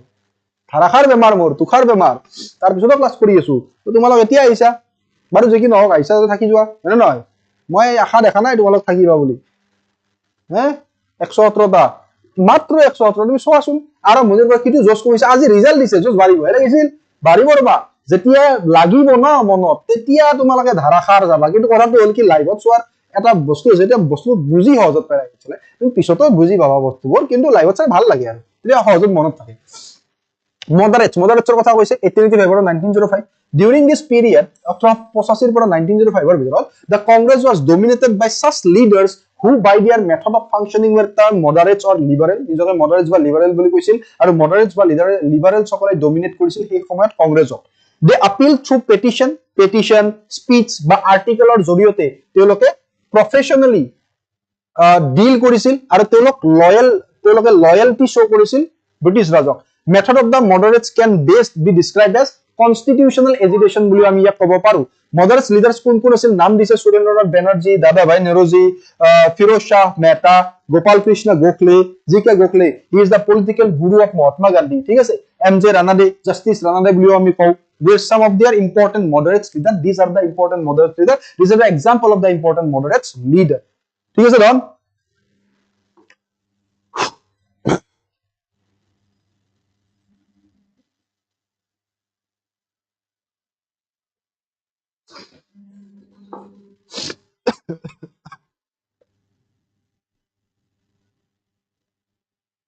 this was discussed ঠিক আছে okay demand of moderates demand কি আছিল the political demand of congress were moderates while its economic demand were radical and anti-imperialist যে political demand আছিল কংগ্ৰেছৰ এবোৰ moderate আছিল কিন্তু economic demands বোৰ radical আৰু anti-imperialist ৰ ওপৰত হে তেওঁলোকে এনেকুৱা ধৰণৰ অৰ্থনৈতিক ডিমান্ড কৰিছিল expansion and reform of legislative council leading to popular control of administration these are the demand removal of restriction on freedom of press and speech freedom of speech আৰু প্ৰেছৰ ওপৰত যি ৰেষ্ট্ৰিকশন ব্ৰিটিছ সকলে ৰাখিছিল সেই restriction বোৰ নোৱা কৰিব লাগে বুলি কৈ কৈছিল ইণ্ডিয়ান সকলে কৈছিল বা কংগ্ৰেছে কৈছিল তোমালোকে ভাৰ্নাকুলাৰ প্ৰেছ এক্টৰ কথা মই তোমালোকক ডিসকাস কৰিছিলো যোৱাকালি যদি তোমালোকে চাইছা মইতো তোমালোকক 14 মাৰ্চ 1878 বুলি কৈছিলো কিন্তু মই এক্সাক্ট নাছিলো মই 98% সিওৰ 2% সিওৰ নাছিলো এইখিনি তোমালোকক চাব দিছিলো আই হোপ তোমালোকে চাইছা তো এইখিনি সময়ত যে ভাৰ্নাকুলাৰ প্ৰেছ আহিছিল একটা আহিছিল তো সেই সময়ৰ পিছত মানে কংগ্ৰেছসকলে ডিমান্ড কৰিছিল যে আমাক কি লাগে ফ্ৰীডম অফ স্পিচ আৰু ফ্ৰীডম অফ প্ৰেছ লাগে separation of judiciary from the executive এটো এটা ডিমান্ড আছিল by the beginning of the 20th century 20 খ্ৰীষ্টাব্দৰ সম্মুখৰ ফালে অলমোস্ট 1901 ৰ পৰা 1925 লৈকে the moderate nationalists put forward the claim of self government self government or demand aramb holo নহয় self government or demand aramb হৈছিল সেই কাৰণে তো কি হৈছিল self government or demand or কাৰণেই তো লখনৌ পেক্ট হৈছিল তোমালোকে যদি শুনিছা লখনৌ পেক্ট 1916 1916 চনত লখনৌ পেক্ট কি হৈছিল সেলফ গভৰ্ণমেন্টৰ ডিমান্ডৰ ওপৰতেই হৈছিল যত মুসলিম লীগ extremist moderates সকলো একলগ হৈছিল within the British Empire Gokhale first made this demand from the Congress platform in 1905 Gopal Krishna Gokhale প্ৰথমে এনেকুৱা ডিমান্ড বৰ আগবঢ়াইছিল কংগ্ৰেছ প্লেটফৰ্মৰ পৰা 1905 চনত সো আজিৰ কন্টেন্ট আমাৰ এইখিনি আছিল এতিয়া আমি ডিসকাস কৰিম প্ৰিভিয়াস ইয়াৰ কোৱেশ্চন ইয়াৰ ওপৰত আহা বিভিন্ন কোৱেশ্চন ইউপিএসসি আজিলৈকে যিমান ইউপিএসসি ইয়াৰ ওপৰত এই টপিকটোৰ ওপৰত যিমান কোৱেশ্চন আহিছে তাৰ ওপৰত ডিসকাস কৰিম এতিয়া কথাটো হ'ল যে তোমালোকে যদি এই যিবোৰ লিখিত পিপিটি তাৰ লগতে তুমি চাবাচোন মই অলৰেডি তোমালোকক কৈছো যে ম্যাগাজিন যিবোৰ আছে অল অসমত তোমালোকে সিভিল সাৰ্ভিস এচিভাৰ্স বা সিএসএপি আইএস একাডেমিৰ দৰে কন্টেন্ট থকা ম্যাগাজিন তুমি অল অসমত কত বিচাৰি নাপাবা তুমি তুলনা কৰি চাব পৰা কম্পেয়াৰ কৰিবা মই মনৰ পৰা কৈছো তাৰ লগতে যিবোৰ টেষ্ট সিৰিজ তোমালোকে বাকি কোচিংতো টেষ্ট সিৰিজ পাবা 8,000 টকাত 15,000 টকাত ঠিক আছে টেষ্ট সিৰিজ বোৰৰ কাৰণে যিবোৰ আমাৰ টেষ্ট সিৰিজ যৰ পৰা ইতিমধ্যে বহুত যোৱাৰ প্ৰিলিমছত কমন পৰিছে এবাৰ তোমালোকে এই টেষ্ট সিৰিজৰ লেভেলবোৰ চাবা তোমালোকে গম পাবা এই টেষ্ট সিৰিজ তোমালোকে CSAP IS একাডেমি এপত তোমালোকে পাবা কোনটো এপত তোমালোকে সাৰ্চ কৰিব লাগিব CSAP IS academy CSAP IS academy search কৰিবা ঠিক আছে তাত তোমালোকে পাবা আমাৰ যিবোৰ আমাৰ WhatsApp গ্ৰুপ আছে অলমোস্ট আমাৰ WhatsApp গ্ৰুপ ফিল হয়ে আছে কন্টিনিউয়াসলি তাত তোমালোকে জয়েন হলে গোটেইবোৰ বস্তু তোমালোকে বহুত ধুনিয়াকে বুজি পাবা WhatsApp গ্ৰুপৰ লিংকটো এটো ইয়াত দিয়া নাই বাট WhatsApp গ্ৰুপ আছে WhatsApp গ্ৰুপৰ লিংকটো অলৰেডি এটো যোৱা ক্লাছত দিয়া গৈছে তোমালোকে তাত গৈও চাব পাৰিবা অলৰেডি আমাৰ গ্ৰুপবোৰ ফিল হৈ গৈ আছে 1025 জনে আতে কিমান জন এটা গ্ৰুপত WhatsAppৰ 1025 জনে আতে তো বাকিবোৰ গ্ৰুপত তোমালোকে জয়েন হবা তাত গোটেইবোৰ বস্তু পাবা কথাটো হল কি টেষ্ট সিৰিজ মোৰ দেন সাফিশিয়েন্ট টেষ্ট সিৰিজ তোমালোকে পাবা তাৰ লগতে তোমালোকে ম্যাগাজিনবোৰ পাবা তাৰ লগতে তোমালোকে ক্লাস পিপিটিবোৰ পাবা আৰু আদাৰ মেটেৰিয়েলছবোৰ তোমালোকে CSAP IS একাডেমি এপত পাবা আমাৰ দৰে যিবোৰ মানুহ যাৰ এন্ড্ৰইড আছে প্লে ষ্টৰত যাবা সিধা মাৰি দিবা ধন কিন্তু অলপ যিবোৰ যাৰ হাতত আইফোন নামৰ এই বস্তুটো আছে যাৰ বহুত বেছি দাম সৰু মোবাইলটো এতেইটো বস্তু কিন্তু চলাটো মই এদিন আইফোন লগৰ এটাৰ পৰা চলাব খুজিছিলো কিন্তু মোৰ দ্বাৰাই নহব ইমানে কমপ্লেক্স এন্ড্ৰইডে মোৰ কাৰণে ভাল কাৰণ চলাই আহিছো এন্ড্ৰইড তো আইফোন যাৰ যাৰ আছে কিবা iOS না কিবা পোৱা যায় ন তাতেও তোমালোকে পাবা প্লে ষ্টৰৰ দৰে সেম বস্তু সো এইগিয়ে তো তোমালোকে CSAP IS একাডেমি চেনেলটো সাবস্ক্ৰাইব কৰিবা আৰু লগতে এপটো ডাউনলোড কৰিবা প্লে ষ্টৰৰ পৰা আৰু এপল iOSৰ পৰা তাত তোমালোকে এটা কোৰ্স পাবা 100 रुपीस যেটো গুৰু দক্ষিণা কোৰ্স এই কোৰ্সটো লৈ লবা তাত গোটেইখিনি বস্তু মোৰ দেন সাফিশিয়েন্ট ইয়াৰ পিপিটি বোৰ তাতেই উপলব্ধ হ'ব ফাইন ওকে আৰু লগৰবোৰক কবা ধন বস্তুটো কি জানা এনেকুৱা ধৰণৰ এটা চিন্তা ধাৰা যে সিভিল সাৰ্ভিস ৰিচিভাৰ্ছ কৰি প্ৰথমবাৰৰ কাৰণে সময়ত লৈ আহিছে তুমি তুলনা কৰিবা মই দিনা যেতিয়া নিউজত যেতিয়া মই লাইভত গৈছিলো যেতিয়া নিউজৰ লাইভত মই গৈছিলো তেতিয়া মই এই বস্তুটো কৈছিলো মোৰ ফেসবুকত যদি তোমালোকে সাৰ্চ কৰা তুমি ফেসবুকত এই ভিডিওটো পাবাই ঠিক আছে এটা বান্দৰৰ দৰে মুখ আছে অভিজিত ৰাজবংশী সাৰ্চ কৰিবা টেলিগ্ৰাম চ্যানেল তো জয়েন হবা মই বাৰে বাৰে কৈ আছো হলেও অভিজিত সরি এটো এনেকে লিখা গল ফেসবুকত গৈ যদি তুমি অভিজিত RAZ হা জেড অভিজিত ৰাজবংশী সাৰ্চ কৰা যে বান্দৰৰ দৰে মানুহ দেখা পাবা বান্দৰৰ মুখখন লগোৱা আছে বান্দৰৰ মুখ নহয় মৰে মুখ লগোৱা আছে এনেকৈ আম দেখি তো ঘৰত জলদি সাৰ্চ কৰিবা অভিজিত ৰাজবংশী বুলি তাত তোমালোকে পাবা মই এটা ভিডিও দিছিলো মই তাত কৈছিলো যে আপুনি যিমানেই অসমৰ সমূহ ছাত্ৰ ছাত্ৰীয়ে যিমান সকলোকে কৈছো মই যে যিমানে 8,000 15,000 20,000 আপুনি কোর্স লওক আমাৰ এই কোৰ্সটো যদি সিস্টেমেটিক ক্লাস আৰু ইমান ধুনিয়া বস্তুবোৰ আৰহিত এটা যে প্ৰস্তুত কৰা হৈছে এই বস্তুখিনি আপুনি বেলেগ ফটো বিচাৰি পায় যদিও 100 টকা সো 100 টকা বুলিয়ে তোমালোকে দাৱাইবা যে এই বস্তুখিনিৰ ইমান এটা হেৰি নাই মনৰ পৰাই দি আছো বেমাৰৰ সময়ত আছো ন মই ইয়াত সদায় থাকিম আজি নহয় যেতিয়ালৈ মোৰ ক্লাস আছে তোমালোকে মোৰ লগত মডাৰ্ন ইণ্ডিয়ান হিষ্ট্ৰী পঢ়িবা মেডিভেল ইণ্ডিয়ান হিষ্ট্ৰী পঢ়িবা মেবি এনচিয়েন্ট ইণ্ডিয়ান হিষ্ট্ৰী পঢ়িবা তোমালোকে মোৰ লগত আসাম হিষ্ট্ৰী পঢ়িবা তোমালোকে মোৰ লগত সিসেটৰ ৰিজনিং বা সিসেটৰ পোৰশনখিনি মেবি মেথছৰ পোৰশনখিনি মই সময় নাপাম হলেও যদি পাৰো মই বাকি ৰিজনিংৰ পাৰ্টখিনি মই তোমালোকে মোৰ লগত পঢ়িবা মই সদায় পাবা ঠিক আছে যেতিয়া ক্লাস থাকে তো কথাটো হল কি বস্তুবোৰ তোমালোকে চাবা আৰু লগৰ ফ্যামিলি বা বন্ধুসকলৰ লগত শেয়াৰ কৰিবা ফাইন PYQs প্ৰিভিয়াস কোৱেশ্চন So প্ৰথম কোয়েশ্চনটো সোয়া ইয়াৰ আনসারটো কি হ'ব can anyone tell me basic question নাই অলপ আছে তোমালোকে ইয়াৰ আনসারটো দিয়া কি হ'ব একদম জলদি আনসারটো দিয়া ধন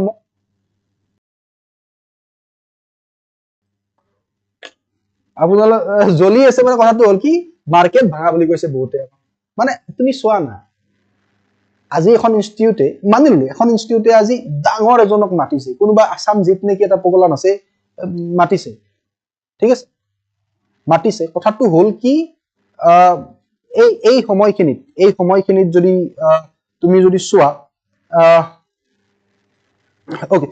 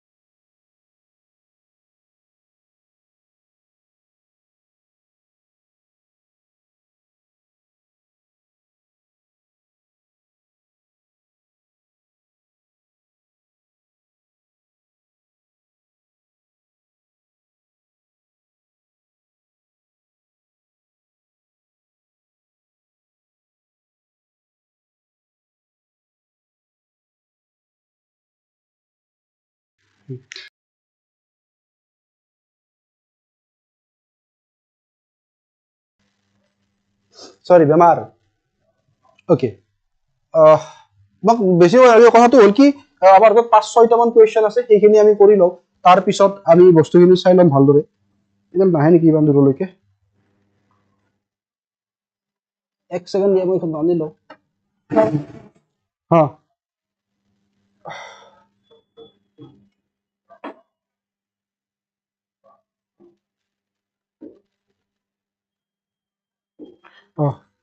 সরি কথাটো হ'ল কি মই কাকো বেয়াকে ক'ব নালাগিছিল কিন্তু ইয়াস তোমালোকে কৈছা ন কোৱা গ'ল সৰি মোৰ চিন্তাধাৰাৰ কথাটো মই কৈছো যে সৰি দুখিত বা কোৱা নালাগিছিল মাফ কৰি দিয়া কিন্তু কোৱা গ'ল কাৰণ কিছুমান ভিডিঅ' মই দেখি থাকো সেই কাৰণে মই ক'লো আৰু যে কি নহওক কিয় এতিয়া আমি পঢ়ালৈ আহো 1857 uprising was the culmination of the recurrent big and the small local rebellions that had occurred in the preceding hundreds years of the British rule. Which of the following is the correct statement? Etu imane simple question kiyo simple boli koisu karon yak 1857 uprising or kotha koise to 1857 uprising mane obviously 1921 or Malpila rebellion hobo niki no hobo Indigo revolt hobo niki 1859-16 no hobo Birsa Mundar je revolt asil he hobo niki no hobo 1899 obviously 1857 uprising kotha koise ই কিহৰ লগত জড়িত revolt of 1859 লগত জড়িত এটো আমি ভাবিবই নালাগে দ্বিতীয় বাৰ ঠিক আছে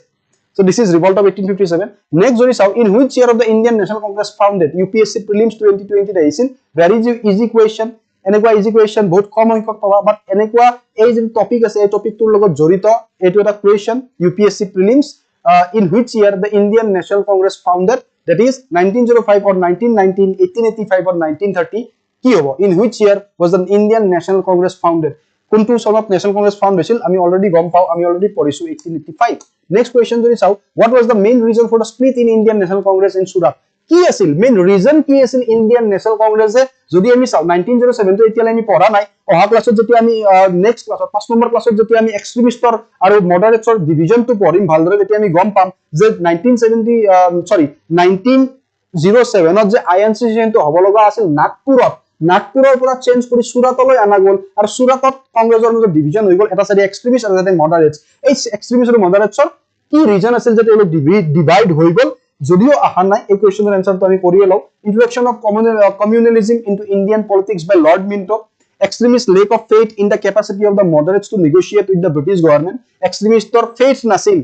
moderates capacity oporot to negotiate with the British government etu শুদ্ধ foundation of the Muslim League ইয়াৰ ৰিজন একো নাই মুসলিম লীগৰ কাৰণে কেনেকে 1906 ত মুসলিম লীগ ফৰ্ম হৈছিল বাই কোন Aga Khan and Salimullah Khan Arvind Ghosh inability to be elected as the president of the Indian National Congress etu নহয় so ইয়াৰ correct option হ'ব option number B ঠিক আছে বিশ্বাস নাছিল এক্সট্ৰিমিষ্ট সকলৰ বিশ্বাস নাছিল মডাৰেটছৰ চিন্তাধাৰাৰ ওপৰত তেওঁলোকে বিশ্বাস কৰিব পৰা নাছিল যে মডাৰেট সকলেও তেওঁলোকে বিশ্বাস কৰিব পৰা নাছিল যে মডাৰেট সকলেও কি কৰিব পাৰে মডাৰেট সকলে ব্ৰিটিছক মনাব পাৰে আৰু ব্ৰিটিছৰ জৰিয়তে মনাই কিনে ব্ৰিটিছৰ পৰা স্বাধীনতা লাভ কৰিব পাৰে সেই সময়তো স্বাধীনতা ডিমান্ডে কৰা নাছিল আমি ডিমান্ড কৰি আছিলো dominion ষ্টেটাস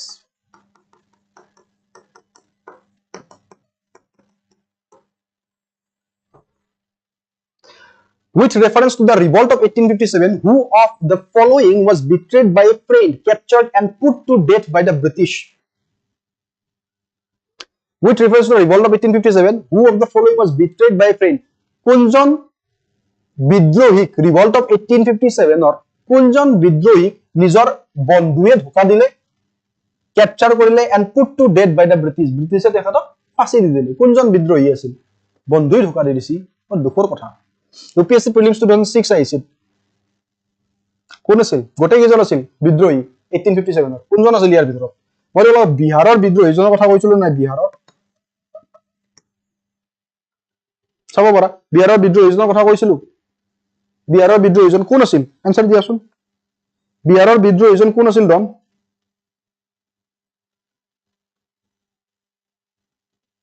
Can anyone tell me the answer? কোন আছিল বিহাৰৰ বিদ্ৰোহীজন কোন আছিল না বিহাৰৰ বিদ্ৰোহী মই কোন কৈছিলো তোমালোকক বিহাৰৰ বিদ্ৰোহী কোন কৈছিলো মই yes Kunwar Singh very good Kunwar Singh হ'ব লাগে ইয়াৰ আনসাৰটো ফাইন ও সৰি কুঁৱৰ সিং নহয় টানকিয়াটো কাৰণ মই কুঁৱৰ সিংটো মই কোৰ পৰা পালো coercing was not betrayed by friends. Sorry,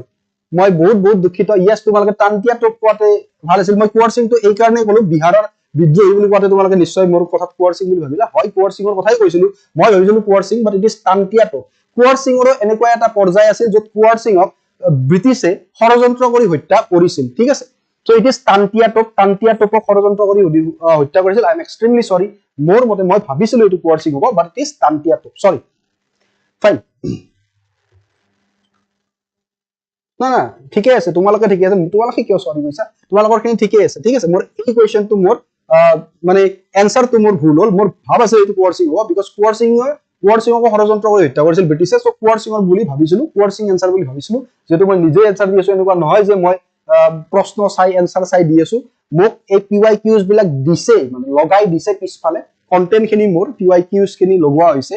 search কৰি কিনে। তো ইয়াৰ এনসাৰ মই নাজানো, ঠিক আছে। তো সেই হিচাপত মই coercing বুলি ভাবিলো আৰু coercing বুলি কলো। Okay, next question যদি চাও, what was the main reason for the split in the Surat? এটো আমি কৰিম ন, এটো আছিল, এটো আমি কৰিলো, extremist legal extremist।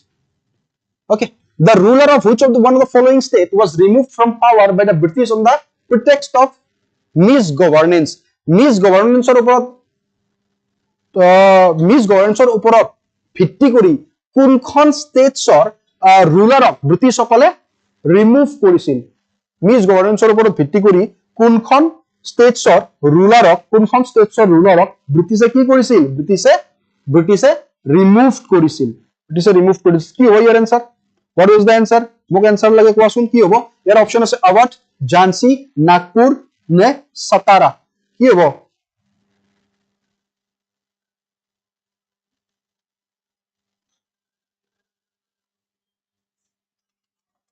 কি হ'ব?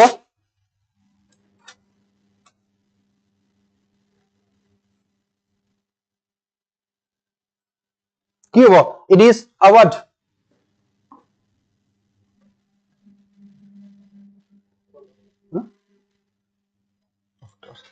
It is আৱাধ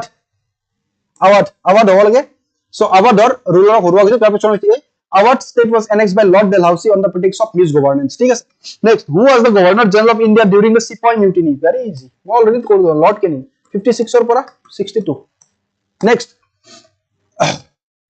which of the following places did coercing a prominent leader of the revolt of 1857 belong? by নকওঁ আৰু UPSC 2005 ত আহিছিল। Which refers to the revolt of year 1857, who was the following was betrayed by a friend? এটো already আহি গৈছে, এটো স্থান কিয়াটো, যেটো মই প্ৰথমতে ভুল কৰিছিলো, ঠিক আছে। Okay, so which of the following territories was not affected by the revolt of 1857? 1857 ৰ ৰিভল্টত ইয়াত কোৱা হৈছে, অলপ ভেৰি ইম্পৰ্টেণ্ট, UPSC 2005 আহিছে, কোনটো এনেকুৱা টেৰিটৰি আছে ইয়াৰ ভিতৰত, ফলোইং টেৰিটৰিৰ ভিতৰত কোনখন এনেকুৱা টেৰিটৰি আছে যিখন টেৰিটৰি এফেক্ট হোৱা নাছিল 1857 ৰ সিপাহী বিদ্ৰোহৰ সময়ত? কোনখন টেৰিটৰি এফেক্ট হোৱা নাছিল? কোনখন টেৰিটৰি এফেক্ট হোৱা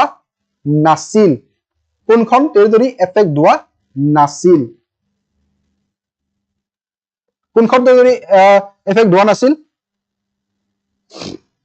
ইয়াত আছে ঝান্সী, চিত্তৰ, জগদীশপুৰ নে লক্ষ্ণৌ? কোৱা Don.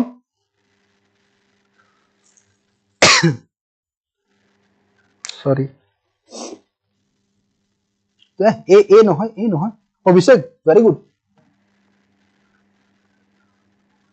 It is Chittor. Chittor effect হোৱা নাছিল ডন। Chittor effect হোৱা নাছিল। Chittor was not affected by the revolt. Chittor is a city in Rajasthan, India. It was an important Hindu stronghold in the 16th-17th century, but it was conquered by the Mughals in 1568. The city was never ruled by the British East India Company, so it was not affected by the revolt of 1857. Chittor. Padmavat চাইছা? পদ্মাৱত চাইছা নে নাই? Chittor কি হৈছে জানা? চিত্তৰৰ ঘৰৰ ভিতৰত বহুত বেলেগ বেলেগ কাহিনী বাৰু, মই ইমান দীঘলীয়া কাহিনী নকওঁ। ৰাজস্থানৰ ষ্টৰী ক'ব গ'লে, আকৌ ৰাজস্থান হিষ্ট্ৰী ক'ব গ'লে আকৌ দীঘলীয়া হৈ যাব, হয় নে নহয়? ৰাজস্থানৰ নকওঁ, কেতিয়াবা এনচিয়েন্ট হিষ্ট্ৰী যদি আমি একেলগে পঢ়ো পিছলৈ, মেডিভেল ইণ্ডিয়ান হিষ্ট্ৰী যেতিয়া পঢ়িম, তেতিয়া এনেকুৱা ধৰণৰ কাহিনীবোৰ মই তোমালোকক ক'ম। বিভিন্ন ধৰণৰ কাহিনী ক'ম, প্ৰেমৰ কাহিনী ক'ম, তিনিকোণীয়া প্ৰেমৰ কাহিনী ক'ম মই তোমালোকক, হে হাস্যৰসিকতাৰে ভৰা কিছুমান কাহিনী মই তোমালোকক ক'ম বাৰু। এতিয়া চোৱা, চিত্তৰ was not affected by the revolt. What was where the object of the Queen Victoria Proclamation 1858 to disclaim any intention to annex Indian states? Queen Victoria কি প্ৰক্লেইম কৰিছিল to disclaim any intention to annex Indian state disclaim কৰিছিল যে Indian ষ্টেটক annex কৰা যেটো intention টো নহয় বুলি কৈছিল to place the Indian administration under the British crown এটু হয় to regulate East India Company trade with India না এটু নহয় নিজে লৈ লৈছিল ন select the correct answer using the code given বিলো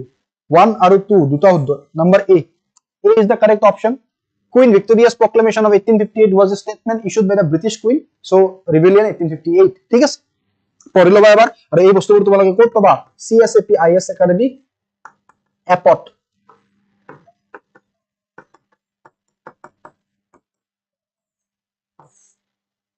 CSAP IS Academy এপত ঠিক আছে আমাৰ এতিয়া কৈছিলো বেলেগ বেলেগ মানুহক বেলেগ বেলেগ ইনষ্টিটিউটে আনে ডাঙৰ ডাঙৰ মানুহক আনে নামত ডাঙৰ আৰু ইনফ্লুয়েন্সাৰ পইচা দি কিনে পইচা ক'ৰ পৰা আহে জানা তোমালোকৰ তাৰ পৰা আহে আমি দিব নোৱাৰো দিয়া আমাৰ দ্বাৰা নহব 100 টকাত যদি আৰু ইনফ্লুয়েন্সাৰক দিব লাগে তেলে হৈছে আৰু তাতো আৰু টেস্ট সিৰিজ থাকিব তাত ম্যাগাজিন থাকিব ইয়াৰ কন্টেন্টবোৰ থাকিব ক্লাছবোৰ এই যে ৰাতি ৰাতি ক্লাছ কৰি আছো দেখিছা তো এইবোৰ বাৰু যে কি নহওক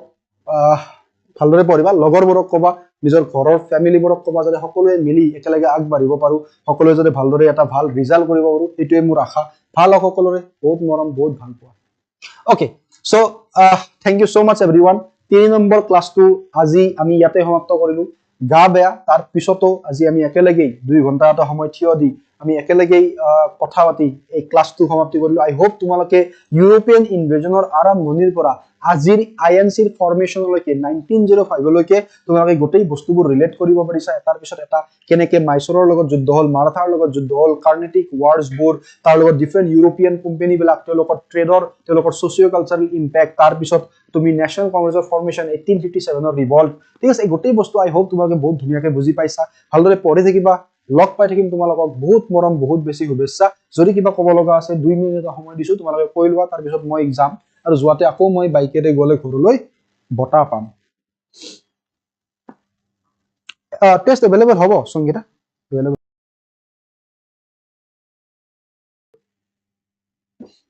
ওকে যদি তোমালোকে ক'ব খোজা যিকেজন ষ্টুডেন্ট আছা এইকেজন ষ্টুডেন্টে এটা লাইক কৰি যাবা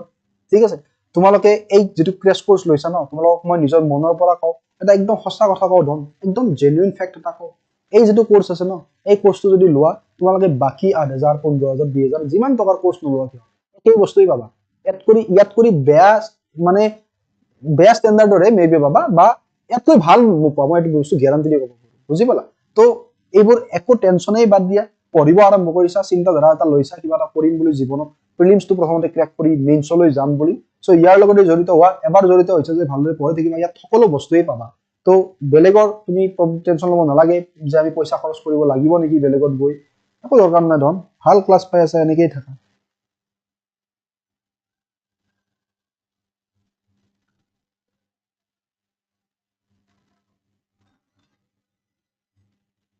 বৰষুণ দিছে কি কোৱা হে মেডিসিন লম ঠিক আছে কেপি নিশ্চয় লম আই হোপ তোমালোকে ধনচাৰ টেলিগ্ৰাম গ্ৰুপত জয়েন হৈছা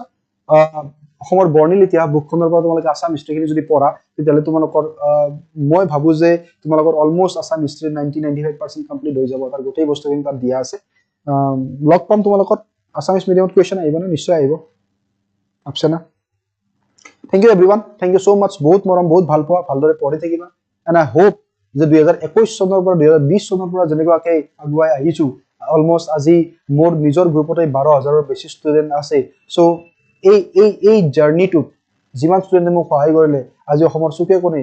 যিবোৰে মোক চিনি পায় ধনচাৰ বুলি মই আশা কৰো তাৰ ৰিজাল্টটো মই নিজেই তোমালোকৰ মোৰ কষ্টৰ জৰিয়তে আৰু সেই কাৰণে আজি মই ইমান কষ্টৰ মাজতো ক্লাছবোৰ কন্টিনিউ কৰি আছো যাতে তোমালোকৰ লাভ হওক তোমালোকৰ সপোনবোৰ পূৰণ হওক মইও বহুত ৰিমোট এৰিয়াৰ পৰা আহা লৰা বহুত দুখীয়া ঘৰৰ পৰা আহা লৰা মই বুজি পাও যে মানুহে পইচাৰ অভাৱত যেতিয়া পঢ়িব নাপায় বা যদি পইচা দি কিনেও ইমান কষ্টৰ পইচা যেতিয়া দি কিনেও পইচাখিনি অথলে যায় তেতিয়া কেনেকুৱা লাগে সো সেই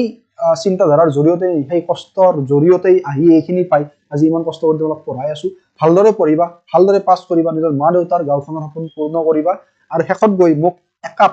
গাখীৰ দিয়া কাৰা চাহ খুৱাব নাপাহৰিবা ঠিক আছে থ্যাংক ইউ সো মাচ এভৰিওয়ান বহুত মৰম বহুত ভাল পোৱা ভালদৰে পঢ়ি থাকিবা লগ পাম তোমালোকক নেক্সট ক্লাছত তেতিয়ালে